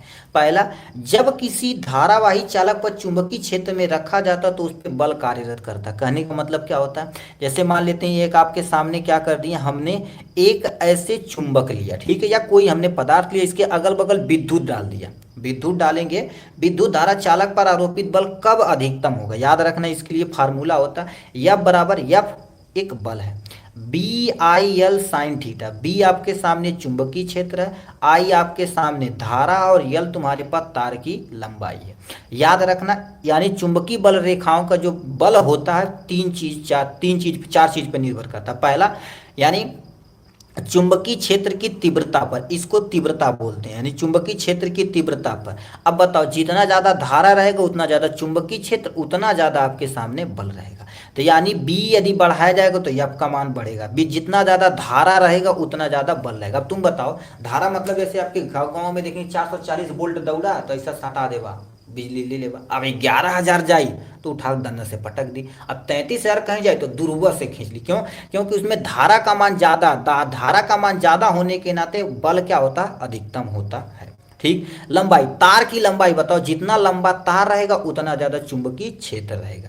इसीलिए तुम्हारे पास क्या कर देते, हीटर वाला तार देखेंगे तो ऐसे नहीं मोड़ के लगाते हैं। क्यों? क्योंकि जितना लंबा तार रहेगा उतना ज्यादा धारा लेगा, और जितना ज्यादा धारा लेगा उतना बल निकालेगा। दूसरा साइन थीटा, यदि थीटा बराबर 90 डिग्री रहेगा तो बल तुम्हारे पास अधिकतम रहेगा। इस पे एमसीक्यू भी पूछा जाता, क्या कहेगा, बोलेंगे यदि थीटा बराबर 90 डिग्री रहेगा तो बल अधिकतम रहेगा। ठीक, ये एमसीक्यू भी पूछा जाता है, याद रखना। कहेगा बल कब, आरोपित बल कब अधिकतम होगा, तो थीटा बराबर यदि 90 डिग्री रहेगा इसके अकॉर्डिंग, तो थीटा बराबर 90 डिग्री रहेगा अकॉर्डिंग टू फ्लेमिंग हाथ के बाएं हाथ का नियम। ऐसे ये बताओ 90 डिग्री पर, ये भी कितने 90 डिग्री पर है, तो क्या होगा, बल अधिकतम होगा। तो क्या लिखा, चालक पर आरोपित बल चुंबकीय क्षेत्र व धारा की दिशा के बीच बना कोण पर निर्भर करता है। F directly proportional to sine theta, theta का मान 90 डिग्री रहेगा तो बल आपके सामने अधिकतम होगा यहाँ से। ठीक, नेक्स्ट में क्या दे रखा आपके सामने, अतः एफ का मान जब ठीक है 90 डिग्री हो तो बल अधिकतम होगा, अर्थात चालक व चुंबकीय क्षेत्र दोनों एक दूसरे से लंबवत होने चाहिए, ये अकॉर्डिंग टू फ्लेमिंग के बाएं हाथ का नियम। बस काम खत्म। इतना चीज आपको लिखेंगे 2 नंबर मिल जाएगा। ठीक, तो ये 2 नंबर का क्वेश्चन था आपके सामने यहाँ से। लास्ट एंड फाइनल हम देख लेते हैं, फ्यूज तार विद्युत संधारित्र को कैसे, ठीक है, फ्यूज तार विद्युत संधारित्र का बचाव किस प्रकार करता, मतलब जब आपके घर में फ्यूज लगा होगा, ठीक है, फ्यूज यदि लगा होगा तो कैसे कार्य करता, फ्यूज भी आपको हम दिखाते हैं। ठीक है,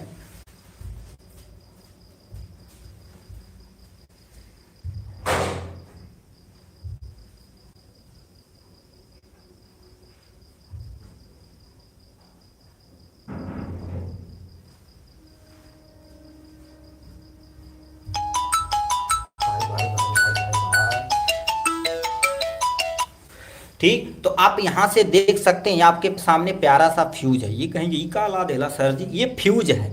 फ्यूज में देखा जाए तो ये क्या होता है, देखिए बीच में तार लगा होता है, यही तार क्या कहलाता है गुरुदेव, फ्यूज कहलाता है। गांव पे देखेंगे देसी जुगाड़ लगा देते हैं, बट ये रियल में देखा जाए तो ये तुम्हारे पास 3 प्लस में लेड का मिश्रण होना चाहिए जो मार्केट में आता है। बट हम क्या कर देते हैं, घरों से एक तार निकालते हैं किसी कापर का, उसी को सटा देते हैं, बस काम हो जाएगा। तो ये क्या लिख रखा है, फ्यूज तार विद्युत संधारित्रों को किस प्रकार बचाव करता है। सबसे पहले फ्यूज के बारे में लिखेंगे, 2 नंबर का क्वेश्चन है, ध्यान से सुनना। फ्यूज विद्युत परिपथ में एक सुरक्षा युक्ति है। सुरक्षा मतलब घर के अंदर यदि लगा देंगे, यदि हाई वोल्टेज आएगा तो भन्न से अपने आप को जला लेगा और पूरे घर का यंत्र बच जाएगा। बताओ सुरक्षा युक्ति बनी कि नहीं। ठीक, जो परिपथ और संधारित्र की सुरक्षा प्रदान करती, मतलब परिपथ में देखा जाए तो ये सुरक्षा प्रदान करती। क्यों? क्योंकि घर में जितना भी यंत्र है, घर में जितना भी यंत्र है आपके सामने, यदि हाई वोल्टेज आएगा तो जर जाएगा, पंखा कूलर एसी खराब हो जाएगा। तो ये सुरक्षा प्रदान करते यही टूट जाता है। नेक्स्ट में क्या लिखा, फ्यूज का गलनांक बहुत कम होता। गलनांक मतलब यदि गर्म हुआ तो तुरंत ये पिघल जाएगा। ठीक, तो वही लिख रखा आपके सामने यहाँ से। फ्यूज किसका बना होता, फ्यूज में टीन प्लस में लेड का मिश्र धातु से बना होता है, यानी टीना प्लस में लेड मिक्सर होता है। बट हम प्रयोग नहीं करते हैं, घर से क्या कर देते हैं, जो तार होता है कापर का, उसमें से 1-2 सूत निकाल देते हैं। देखिए 1-2 सूत निकाल के यहाँ पर लगा दिए, बस काम हो जाएगा। ये वही चीज बोला गया है यहाँ पर। अब ये कैसे बचाव करता है, इसकी मैकेनिज्म स्टेप बाय स्टेप दी गई। देखिए क्या लिख रखा, किसी परिपथ में वैद्युत धारा का मान अधिक मान की विद्युत धारा प्रवाहित होती है। मतलब तुम्हारे पास देखिए ये फ्यूज मान लेते घर में लगा, यहाँ से बिजली जा रही है आपके घर में, तो ये क्या होती है, अब विद्युत धारा का मान अधिक हुआ तो ये वाला रीजन क्या होगा, टूटेगा। तो नेक्स्ट में फ्यूज तार का तापमान में वृद्धि, क्योंकि अभी बोले हैं जब तुम्हारे पास विद्युत धारा जाएगा तो ताप में वृद्धि होगी, यदि ताप में वृद्धि होगी तो विद्युत फ्यूज पिघल जाएगा। बताओ, ये पिघल जाएगा और ये बीच से क्या हो जाएगा, टूट जाएगा। यदि पिघल कर टूट जाएगा और पिघल के टूट जाएगा तो धारा आगे की तरफ नहीं जा पाएगी, जिससे विद्युत युक्ति बच जाएगी। मतलब आपके घर के अंदर जितना भी यंत्र है वो टूटने से जलने से बच जाएगा। ठीक, क्योंकि देखेंगे पहले वाले सुने होंगे, अरे यार बिजली बड़ा तेज आ गया, पंखा वंखा जरिए, टीवी भी जरिए, बल्ब हो जरिए, ये होता था। बट अब देखेंगे आपके घर में फ्यूज को रिप्लेस करके एमसीबी बॉक्स लगा दिया गया हर जगह। ठीक है, एमसीबी बॉक्स लगा दिए। एमसीबी बॉक्स होता क्या है, वो भी सुरक्षा युक्ति, जैसे ही आपके सामने फ्यूज था, देखिए आपके सामने ऐसे फ्यूज लगा। अब बड़ी बड़ी दुकानों पे बड़ा बड़ा फ्यूज होता है। ठीक है, 240 वोल्ट देखो लिखा गया। ठीक है, और कितना एम्पियर, यहाँ पर 18 एम्पियर जा सकता है एंकर का, तुम्हारे पास कंपनी का। तो इस टाइप से देखा जाए तो आपके सामने क्या लिख दिया गया, फ्यूज क्या होता, फ्यूज तार हमारे घर के संधारित्र को कैसे बचाता है, ये पूरा डिटेल में A to Z हमने एक्सप्लेन करके दे दिया है। तो चलिए आज के लिए बस इतना ही, फिर मिलेंगे नेक्स्ट वीडियो में नेक्स्ट टॉपिक के साथ। तब तक के लिए bye bye and take care. ठीक है, और भी इस तरह से अब फिजिक्स में और भी किया जाएगा, केमिस्ट्री में भी किया जाएगा, या यूपीएससी नाम कैसे लिखा जाएगा, बैलेंसिंग कैसे किया जाएगा, ये सारा चीज़ें। ठीक, तो चलिए आज के लिए बस इतना ही, फिर मिलेंगे नेक्स्ट वीडियो में नेक्स्ट टॉपिक के साथ। तब तक के लिए bye bye and take care. जय हिंद मेरे डियर साथी। हमसे एक प्यारा सा क्वेश्चन पूछा है, 4 नंबर का ये क्वेश्चन पूछा है। 25 नंबर, निम्नलिखित अभिक्रियाओं के लिए संतुलित रासायनिक समीकरण लिखिए। 1 नंबर, 2 नंबर, 3 नंबर, 4 नंबर। और इस टाइप से क्वेश्चन आपके एग्जाम में आना तय है। और ये देखा जाए तो आपकी जो प्री बोर्ड हुआ है आपका, उसमें ये क्वेश्चन पूछा था 824 BAQ सेट है। अलग अलग सेट है मेरे भाई, और हर एक सेट को आप बहुत अच्छे तरीके से भाई समझ लेना। क्यों, क्योंकि यही सेट उठा के अलग अलग इधर उधर आपको दे दिया जाएगा। मान लेते हैं यही सेट आपके आ गया तो बल्ले बल्ले है। ठीक है, अब 7 सेट आप सॉल्व किए रहेंगे तो कोई भी सेट, और याद रखना यही सेट सेम टू सेम आपके एग्जाम में आएगा, कोई भी सेट आपके यहाँ आ सकता। तो जितना हो सके, चाहे अपने दोस्त से, चाहे भाई से, चाहे यूट्यूब से, चाहे गूगल से, किसी भी तरह से देखा जाए, सारा सेट सॉल्व करके आप प्लीज तब जाइएगा एग्जाम हॉल में। अब ये क्वेश्चन कितने नंबर का, 4 नंबर का क्वेश्चन दिया गया। तो सबसे पहले इनको रासायनिक समीकरण लिखना तथा संतुलित करना, तो आपको 1-1 नंबर मिलेगा। चारों क्वेश्चन करेंगे तो 4 नंबर मिल गया। कभी कभी देखा जाए तो 6-6 नंबर का ये क्वेश्चन पूछ दिया जाता है। अब क्या लिख रखा, आप ध्यान से एकदम सुनिए। पहला क्वेश्चन आपके सामने दे रखा, जिंक कार्बोनेट जब क्या होगा, देखो जिंक कार्बोनेट जब रिएक्शन करता है तो जिंक ऑक्साइड प्लस में कार्बन डाइऑक्साइड प्राप्त होता है, इसको संतुलित करना है। ठीक है, ठीक, तो अब इस रिएक्शन को हम, ये जो चारों रिएक्शन है यहाँ पर 1 by 1 करके हमने लिख दिया। अब इसी को क्या करना, रिएक्शन लिखना है, प्लस में आपको बैलेंस करना है। तो कितना नंबर मिलेगा, 4 नंबर। ठीक है, देखा जाए तो आपके सामने बैलेंस करने के लिए आपके सामने पेन और पेंसिल दोनों होना चाहिए। पेंसिल से आप बैलेंस करेंगे, लिखेंगे पेन से। ठीक है, आपको एग्जाम में ये लिखना नहीं, ये सूटेबल और सहूलियत के लिए आपके लिख दिया। आप सीधे नंबर डाल के डायरेक्ट सॉल्व कर देंगे, बस काम हो जाएगा यहाँ से। अब देखिए क्या लिख रखा, जिंक कार्बोनेट। अब जिंक कार्बोनेट क्या होता है, Zn मतलब जिंक होता है, तो हमने क्या कर दिया, Zn लिख दिया। कार्बोनेट का सिंबल क्या होता है, CO3 होता, हमने लिख दिया। इसको जब गर्म किया जाता है तो जानते हो क्या बनाता है, जिंक ऑक्साइड। अब एक चीज याद रखना, कार्बोनेट कभी भी टूटेगा, कार्बोनेट कभी भी टूटेगा तो ये क्या निकालता है, सबसे पहले कार्बन डाइऑक्साइड निकालता और एक ऑक्सीजन निकालता। अब ये ऑक्सीजन इस जिंक के साथ जुड़ के जिंक ऑक्साइड बनाएगा। देखिए याद रखना, जिंक और ये आपके सामने ऑक्साइड हो जाएगा। क्या बना दिया, जिंक ऑक्साइड बना दिया यहाँ से। अब ये जो कार्बन डाइऑक्साइड होगा तन्हाई में यहाँ बैठा रहेगा आपके सामने कार्बन डाइऑक्साइड, ये बन के तैयार होगा जो कहा था, जिंक कार्बोनेट, जिंक ऑक्साइड और कार्बन डाइऑक्साइड। ये देखा जाए तो बड़ा आसान रहता है, कभी कभी पूछ देता है जिंक कार्बोनेट को गर्म किया जाएगा तब क्या बनेगा, तो अपनी मर्जी से इसको लिखना पड़ता है। ये दे रहेगा तो आसान रहेगा। अब ये देखा जाए तो कौन सी अपक्रिया है, हम थोड़ा सा यहाँ पर लिखते चलते हैं आपको सहयोग के लिए, ब्रैकेट में यहाँ लिख देते हैं। ये कौन सी अपक्रिया है गुरुदेव? अपघटन अपक्रिया है। अपघटन अपक्रिया, जब कोई एक चीज दो या दो से अधिक में टूटती है तो उसको अपघटन, दिख ही नहीं रहा है गुरुदेव, पता नहीं क्या लिखा था तुम। अब ये हो गया आपके सामने लिखा गया। अब बैलेंस करिए, देखिए पहले इस पेंसिल से लिखेंगे तो आप मान लेते हैं इरेज उरेज कर सकते हैं, उसके बाद जब सही दोनों तरफ बैलेंस हो जाएगा तो आप इरेज करके पेन से लिख देना। एक जिंक, चलो कंप्लीट हो गया।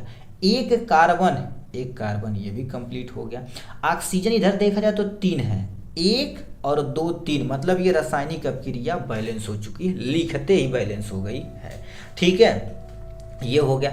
10 में देखा जाए तो बड़ा आसान है। ठीक है, मोस्टली रिएक्शन तुम लिख दोगे, अधिकतर क्या हो गया रिएक्शन बैलेंस ही रहा, कहीं 1 2 से 2 4 से गुणा करना पड़ता, कुछ कॉम्प्लेक्स है, नहीं हम कह रहे भाई सब कॉम्प्लेक्स ही है, कुछ कॉम्प्लेक्स है। अब देखिए हाइड्रोजन तुम्हारे पास सिंबल क्या होता है गुरुदेव? H2 होता। जब क्लोरीन मतलब आपके सामने Cl2 होगा, ये जब रिएक्शन करेगा तो क्या बनाएगा? हाइड्रोजन क्लोराइड बनाएगा। ठीक है, आपके सामने हाइड्रोजन और ये आपके सामने क्लोराइड, यानी जिसे HCl बोला जाता है। अब गुरुदेव आते हैं तो देखा जाए तो आपके सामने 2 हाइड्रोजन है, एक हाइड्रोजन तो गड़बड़ा गया, तो यहाँ पर आप क्या लिखेंगे? 2 लिखेंगे, छोटा सा भी लिखना, इसको इरेज भी कर सकते हो। ठीक है, ये होगा। क्लोरीन देखा जाए तो 2, अब इसमें 2 से गुणा करिए तो हाइड्रोजन भी 2 हो गया और क्लोरीन भी 2 हो गया, तो क्लोरीन 2 हाइड्रोजन 2, मतलब दोनों तरफ ये क्या होगा? यदि 2 से गुणा कर दिया जाए तो ये क्या हो जाएगा गुरुदेव? बैलेंस हो जाएगा। आपके सामने हमने बैलेंस करके दे दिया है इसको। ठीक, अब मान लेते ये गलत हो जाता तो इसको इरेज करके दोबारा कर सकते, बट एग्जाम में आप क्या हो जाएगा? देखो एक्सपर्ट हैं तो 1 1 1 1 कर दिए, कोई टेंशन नहीं है। ठीक है, अब एक्सपर्ट भैया जितना ज़्यादा क्वेश्चन करेंगे उतना ज़्यादा आप एक्सपर्ट हो जाएंगे।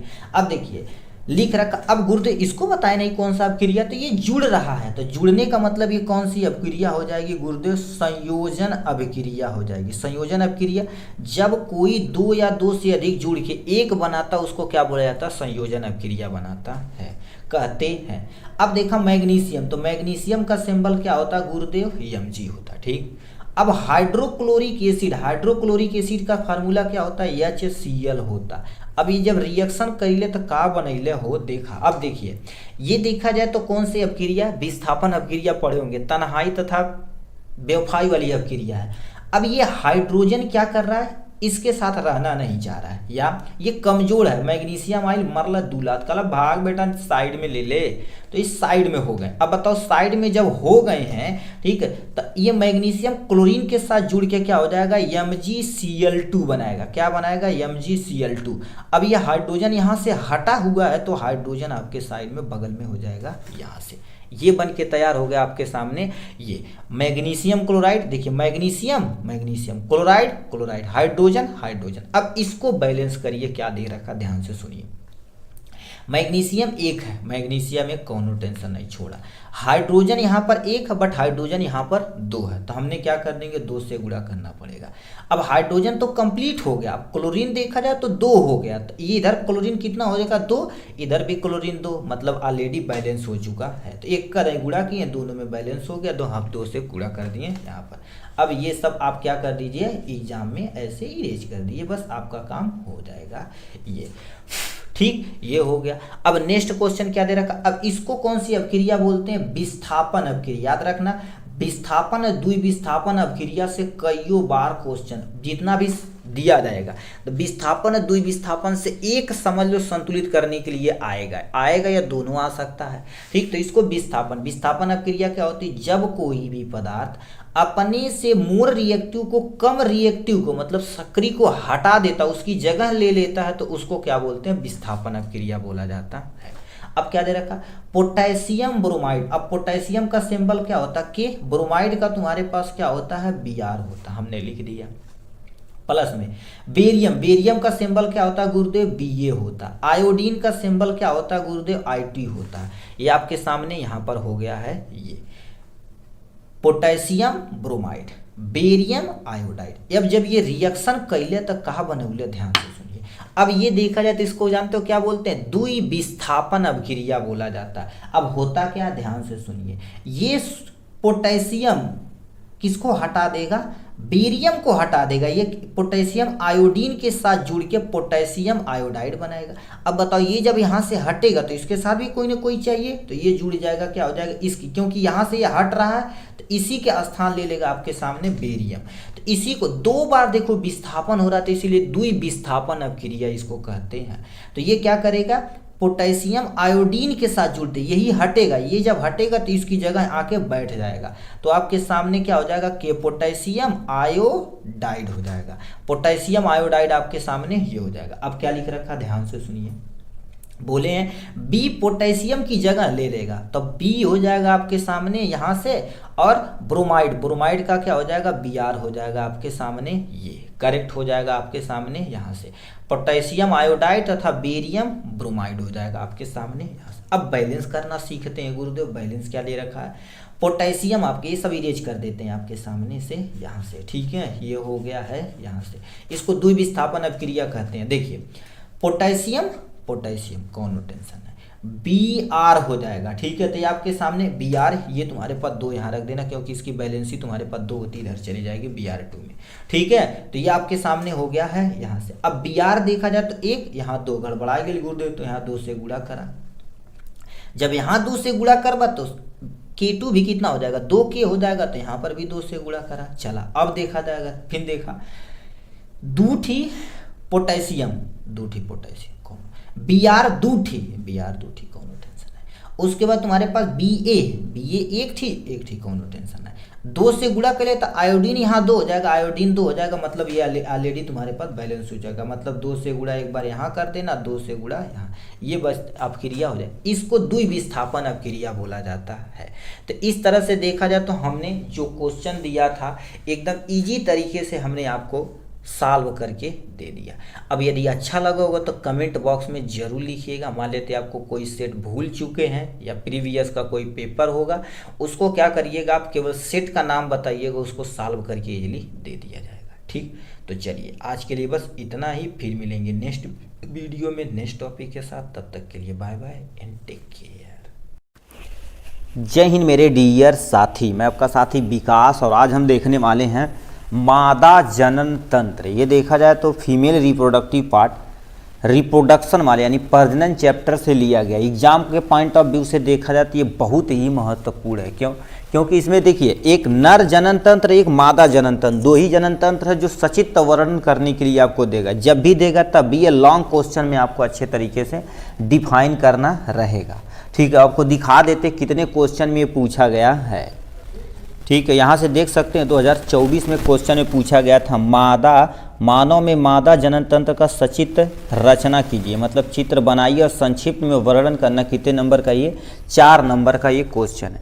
इसी तरह से देखा जाता है ये बहुत सारे सेट में पूछा जाएगा। आपको मादा जनन तंत्र कभी भी आएगा तो कैसे लिखना है, देखिए एग्जाम में हेडिंग बहुत ज़रूरी होती है। तो सबसे पहले आप स्केच से हेडिंग डालेंगे, मादा जनन तंत्र हेडिंग डालेंगे। ठीक है, उसके बाद मादा जनन तंत्र होता क्या है, यहाँ पर आपको अच्छे तरीके से चित्र बनाना पड़ेगा।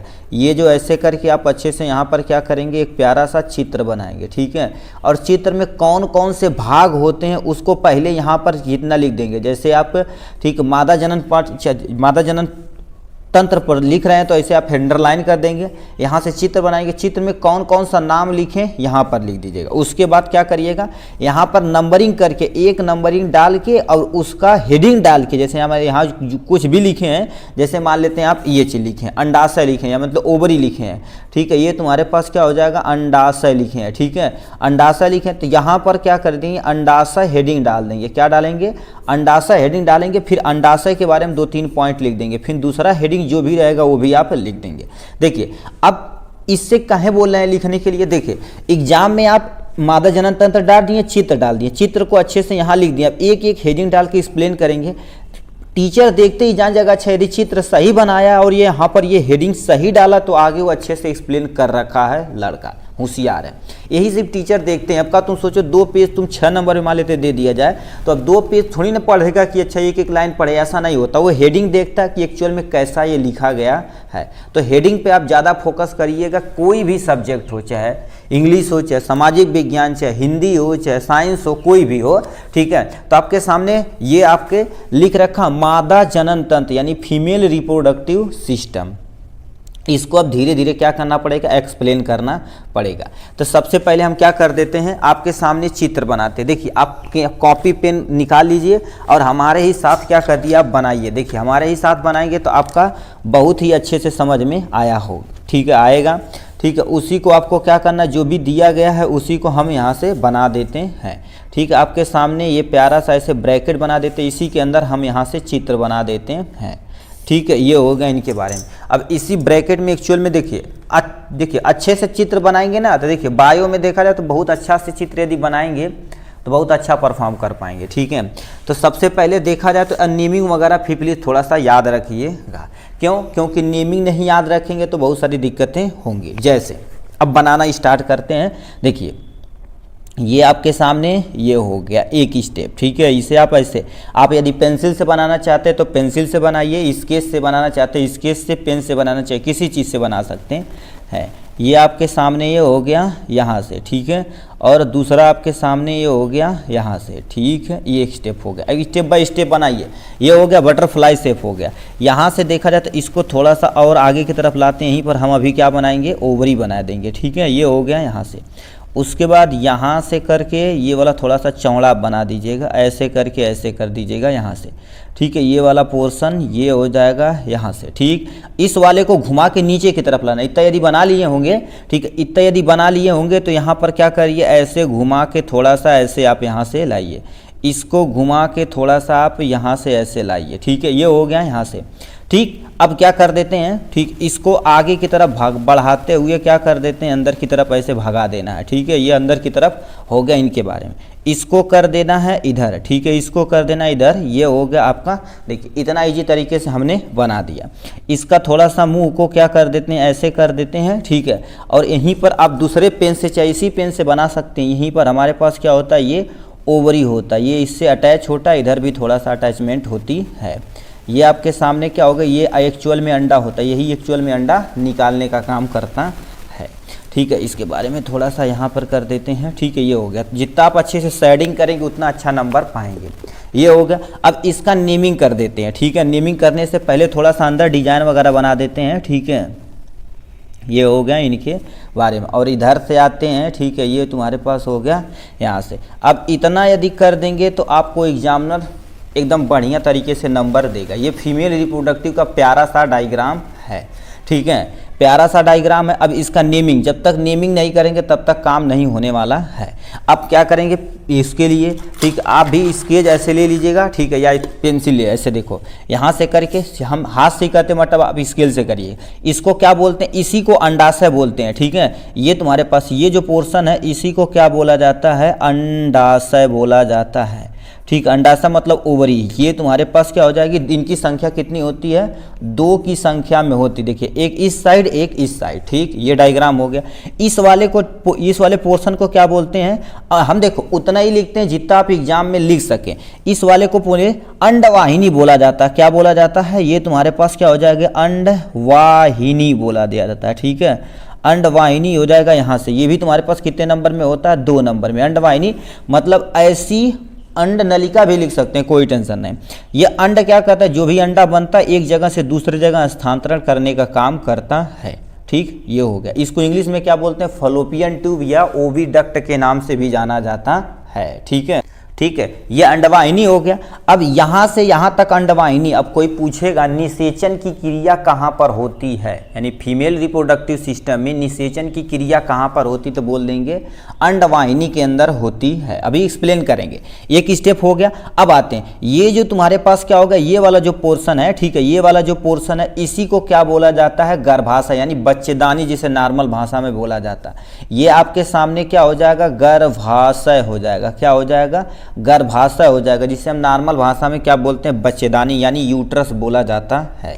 ये हो गया। इसकी संख्या कितनी होती है, 1 होती है। इसी में 9 मंथ बेबी धीरे धीरे क्या कर देता, ग्रो करता है। ठीक, अब ये जो लाइनिंग है, इस लाइनिंग को एक नाम दिया जाता है, जिसका नाम दिया जाता है इंडो, ठीक है, इंडोमेट्रियम दिया जाता है। क्या हो गया, एंडोमेट्रियम। इसके बारे में केवल सुन लोगे तभी काम हो जाएगा। ठीक है, इंडोमेट्रियम बोला दिया जाता है। और ये वाले भाग को क्या बोला जाता है, इसी वाले भाग को क्या बोला जाता है, वेजाइना बोला जाता है, यानी योनि बोला दिया जाता है।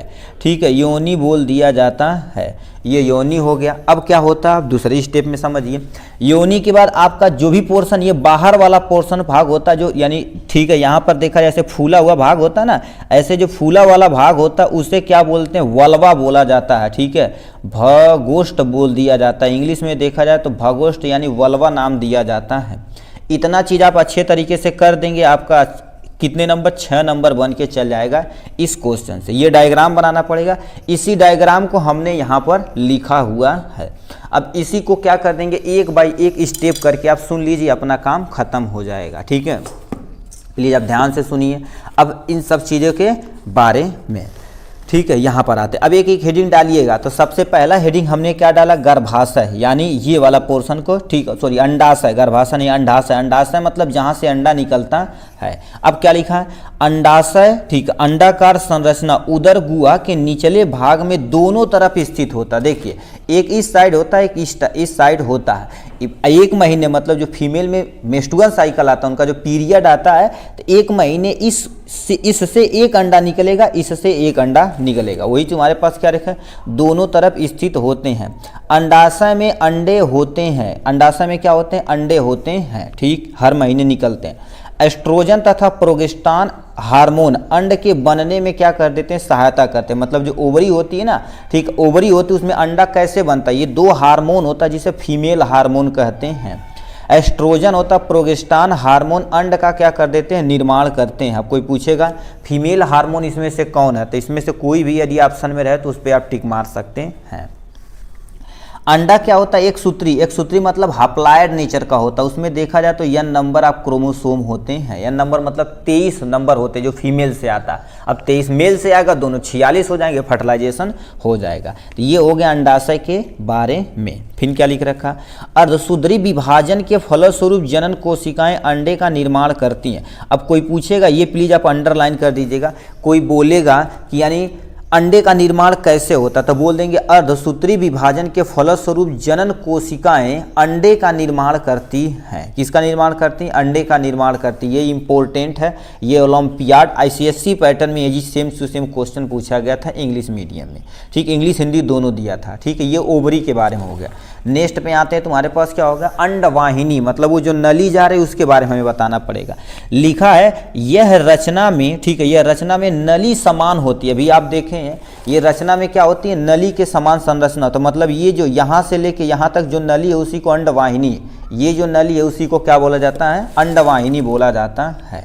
ठीक है, इसका एक सिरा अंडाशय से तथा दूसरा सिरा गर्भाशय से जुड़ा रहता है। तो आप जान ही रहे, एक सिरा अंडा को पकड़े रहता है और दूसरा गर्भाशय को पकड़ा रहता है। ठीक, नेक्स्ट में क्या लिखा, अंडाशय की तरह अंगुली जैसी संरचना होती है जिसे क्या बोलते हैं, फिम्बरी बोलते हैं। अब इसके बारे में, अंडाशय की तरफ मतलब ये देखा जाए तो ये जो फिंगर लाइक अपीयरेंस देख रहे हैं इसी को फिम्बरी बोला जाता है। ये एक्चुअल में रहता है, इसे अंडे को पकड़े रहता है। एक्चुअल में अंडा देखा जाए ना, ये आपका तेल का डब्बा है। ठीक है, ये मान लेते तेल का ढक्कन। अब इसे पकड़ना रहे तो मान लेते ऐसे तुम्हारे पास क्या रहते, ऐसे पकड़ के रखा जाता है। देखिए ये सामने तुम्हारे पास पकड़ा हुआ ना, देखिए ये जो पोर्शन पकड़ा हुआ है ये एक्चुअल में हमारी जो अंगुली है तो समझ लो फिम्बरी है। ये जो रेड कलर का दिया गया तेल का ढक्कन है इसको तुम समझो अंडाशय, तो इसे पकड़ के रखती है।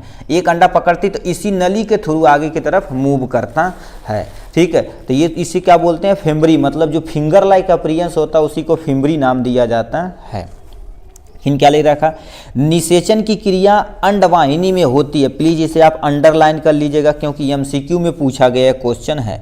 निषेचन की क्रिया कहाँ संपन्न होती है, तो बोलेंगे फलोपियन ट्यूब या अंडवाहिनी में बोला जाता है। यदि हिंदी नहीं समझ में आता थोड़ा सा इंग्लिश वर्जन आप देख लेंगे तो आप इजीली समझ जाएंगे। ठीक है, क्योंकि बायो में इंग्लिश ज़्यादा थोड़ा सा आप समझ जाएंगे। ठीक है, तो ये तुम्हारे पास अंडवाहिनी में होती है। 2 हेडिंग हो गया, ठीक। अब क्या आते हैं, नेक्स्ट पे आ जाते हैं, ठीक है। नेक्स्ट पे तुम्हारे पास लिखा गर्भाशय, मतलब जिसे हम बच्चेदानी बोलते हैं। अब ये क्या होता है, गर्भाशय मूत्राशय, ठीक है, मूत्राशय तथा मलाशय के बीच स्थित एक मंसल संरचना होती, मतलब गर्भाशय कहाँ होता है, जो तुम्हारे पास मूत्राशय होता है जो पेशाब की थैली होती है, और मलाशय मतलब जो हमारा रेक्टम होता है जिसे हम डाइजेस्टिव सिस्टम से मतलब पाचन की जो भी क्रिया संपन्न होती है बाहर के निकालने के लिए, उनके बीच में एक मांस की तरह संरचना रहती है। किसकी तरह, मांस की संरचना रहती है। कह दिया मांस की तरह, मतलब ये बीच वाला पोर्शन है। ये जो हम देख रहे हैं ना, ये तुम्हारे पास ऐसे ऐसे लाइनिंग बनी होती है इसके अंदर, ठीक है। ये लाइनिंग बनी होती है जो बेबी को ऐसे पकड़ के रखती है, ठीक है, और 2-3 हार्मोन रहता है वो पकड़ के रखवाने में मदद करता है, ठीक है। ये हो गया। नेक्स्ट में अंडवाहिनी, यहाँ इनकी दोनों ओर ऊपर की भागों में खुलती, मतलब जो अंडवाहिनी होती है ना, अंड की वाहिनी मतलब ये जो अंडा माना, एक इधर भाग खुलता है, देखिए एक भाग इधर खुलता है, ठीक है, दोनों भाग खुलता है। अभी हम आपको निषेचन की प्रक्रिया कैसे संपन्न होती है उसे भी हम डायग्राम दिखा रहे हैं अच्छी बुक में। ये हो गया। गर्भाशय का मुख्य कार्य निषेचन, अंड को परिवर्तन यानी परिवर्धन मतलब पालना काल में, ठीक है, काल में जब तक कि गर्भ विकसित होकर शिशु के रूप में जन्म न ले आश्रय तथा भोजन प्रदान करता है, मतलब जिसे बच्चेदानी बोलते हैं। बच्चेदानी क्या करता है, एक बैग की तरह स्ट्रक्चर होता है, मांसल संरचना होती है आफ्टर निषेचन, मतलब मेल और फीमेल जब रिप्रोड्यूस करते हैं यानी सेक्स करते हैं, इंटरकोर्स करते हैं, तो जो हमारा मेल का स्पर्म होता है उसमें जाके इंटर करता है। कहने का मतलब देखिए, at the time of sexual reproduction mail sperm inter into the vagina, मतलब ये मेल जो तुम्हारे पास होता है उसका स्पर्म यहाँ से इंटर करता है और जाके ये क्या करेगा, अंडे को फर्टिलाइजेशन करेगा। ये 1 महीने तक लगभग जब 64 सेल बन जाता तो जाके यहाँ पर क्या कर देता, फीमेल के बच्चेदानी में इम्प्लांट करता। इसीलिए तुम्हारे पास ऐसी बात, ये फिंगर लाइक अपीयरेंस होती है, ठीक है, ये होती है। और यही एंडोमेट्रियम क्या कर देती है, फिंगर लाइक अपीयरेंस होती है ना, इसी को एंडोमेट्रियम बोलते हैं। जब उनका क्या हो जाता है, यहाँ से स्पर्म नहीं जाता तो उनका मेंस्ट्रुअल साइकिल यानी पीरियड देखा जाए तो यही पूरी लाइनिंग क्या हो जाती है, ऐसे ब्रेक हो जाती है, ऐसे लाइनिंग ब्रेक हो जाती है। कुछ मात्रा में म्यूकस होता है, स्पर्म होता है, स्पर्म नहीं एक्चुअल में अंडा होता है, फीमेल में अंडा होता है, और म्यूकस होता है कुछ ब्लड के, क्योंकि ये लाइनिंग जब डिसअपियर होगी मतलब कटेगी तो म्यूकस के द्वारा करना कम से कम उनका मेंस्ट्रुअल जो साइकिल आता है जिसे पीरियड बोलते हैं 3 दिन तक कंटिन्यू आता रहता है जब तक ये क्लीन नहीं हो जाता। ये नेचुरल प्रोसेस है, ठीक है, उस पर हम कुछ भी नहीं कर सकते भाई। हर 28 डेज मतलब 28 दिन के अल्टरनेट पे होता है। ये हो गया इनके बारे में। फिर क्या दे रखा, अब तो जान ही गए निषेचन के बाद जब जो बेबी ग्रो करता है, ठीक है, उसी को भोजन यहाँ प्रदान किया जाता है, भोजन। और जब तक 9 मंथ डेवलप नहीं हो जाएगा तब तक वो बेबी वहाँ से आराम से मज़े से रहेगा। नेक्स्ट में क्या लिख रखा है, योनि के बारे में, ये लास्ट एंड फाइनल पोर्शन हो जाएगा। अब ये क्या लिख रखा है, यह मादा के बाह्य जननांग होते हैं, मतलब सबसे बाहरी वाला हिस्सा होता है जो एक लचीला मांसपेशी से मिलकर बना होता है। योनि के द्वार शुक्राणु जो गर्भाशय और तक पहुंचाया जाता है, ठीक। अब इसका डायग्राम आप अच्छे से देखिए, रुक जाओ 1 मिनट, ठीक है। आपके सामने ये देख सकते हैं प्यारा सा डायग्राम जो बोले हैं ना, देखिए ये जो जा रहा है ये स्पर्म जा रहा है, और याद रखिए एक बार जब मेल इंटरकोर्स करता मतलब सेक्स करता है तो 200 से लेके 300 मिलियन स्पर्म एक बार में वो प्रोड्यूस करता। कितना, 1-2 नहीं, 200 से लेके 300 मिलियन स्पर्म प्रोड्यूस करता। अब ये देखिए भाग कर जाएंगे और अंडे को देखो, ये वाला पोर्शन देखिए, अंडे को फर्टिलाइजेशन किए, ये स्पर्म मतलब मेल वाला पार्ट है, और ये तुम्हारे पास फीमेल मतलब जो अंडे से निकला हुआ अंडा है, ठीक है। ये देखिए हो गया। अब ये होने के बाद देखिए ये चला गया, इसके अंदर निषेचन हो गया यानी फर्टिलाइजेशन हो गया। तो दूसरे स्टेप में क्या करेगा, ऐसे होगा, देखिए ये फर्टिलाइजेशन होगा तो धीरे धीरे धीरे धीरे धीरे धीरे डेवलप करते करते आएगा। देखिए ये हमारे यूट्रस में क्या हो गया, इम्प्लांट हो गया आराम से, ठीक है, यूट्रस में इम्प्लांट कर गया। अब यूट्रस में इम्प्लांट कर दिया गया तो ये बेबी धीरे धीरे देखिए क्या कर दे, ये देखो बेबी धीरे धीरे यहाँ पर क्या कर रहा है, ग्रो कर रहा है। अब बेबी धीरे धीरे जब ग्रो करेगा, ठीक है, अब तुम सोचे होगे, ठीक है, बेबी एक्चुअल में तुम सोचो ऐसे भन भन घूमता नहीं है, एक बार ये इधर जाता क्लॉकवाइज, एक बार एंटी क्लॉकवाइज घूमता है, मतलब ठीक है ऐसे घुमाया जाए, मान लेते हैं तुम्हारे पास कोई चीज़ ला जाता है। जैसे ये हमारे पास है, ये तो कैनुला है, ठीक है। देखो एक बार देखो एक्चुअल में कैसे घूमता, एक बार ऐसे घूमता, फिर ऐसे घूमता, फिर ऐसे घूमता, फिर ऐसे घूमता, मतलब इसी के अंदर ऐसे और ऐसे ऐसे ऐसे, तुम सोचो ऐसे ऐसे घूमे तो ये एम्बिलिकल कॉर्ड है, जिसे हम नाभि के द्वारा मतलब अपने ढूंढी से लगा होता ना, ये फंस जाएगा, जैसे दिक्कत हो जाएगी, ठीक है। अब जब बेबी डेवलप हो जाता तो अपने पैर से, देखिए अपने पैर को इस यूट्रस पे मतलब बच्चेदानी पे पुश करता और ये वाला सिरा क्या हो जाता है उसका बाहर निकल जाता। अब जब बाहर निकल जाएगा तो देखिए चिल्ला रहे हैं, अब ये आएगा मारेगा, पूरा तबाही मचा देगा, ठीक है। अब तुम सोचिए एक फीमेल किसी बेबी को डेवलप करने में कितना स्ट्रगल करती है, और वही बेबी जब बड़े होते हैं तो अपने मम्मी पापा कहते हैं हमारे लिए किया क्या है, ठीक है। ये तो भाई बड़ी गलत है, ठीक है। ये हो गया इनके बारे में। अब जब स्पर्म नहीं जाता, देखिए ये मेंस्ट्रुअल साइकिल जो उनके पीरियड होता है, यही देखो न फर्टिलाइजेशन नहीं होता तो ऐसे कट के क्या हो जाता है, बाहर चला आता है, ठीक है। तो वही चीज़ें यहाँ से लिखा गया है। तो इतना चीज़ आपको क्या होगा, योनि, यही तुम्हारे पास क्या होता है, जो सबसे बाहरी वाला हिस्सा कोशिका को योनि कहते हैं। शुक्राणु गर्भाशय में पहुँचाया जाता है योनि के ही द्वारा, ठीक है। इतना चीज़ आप एक्सप्लेन कर देंगे, आप बहुत ही सटीक तरीके से आप क्या कर देंगे, काम हो जाएगा, ठीक है। चलिए आज के लिए बस इतना ही, फिर मिलेंगे नेक्स्ट वीडियो में नेक्स्ट टॉपिक के साथ। तब तक के लिए bye bye and take care.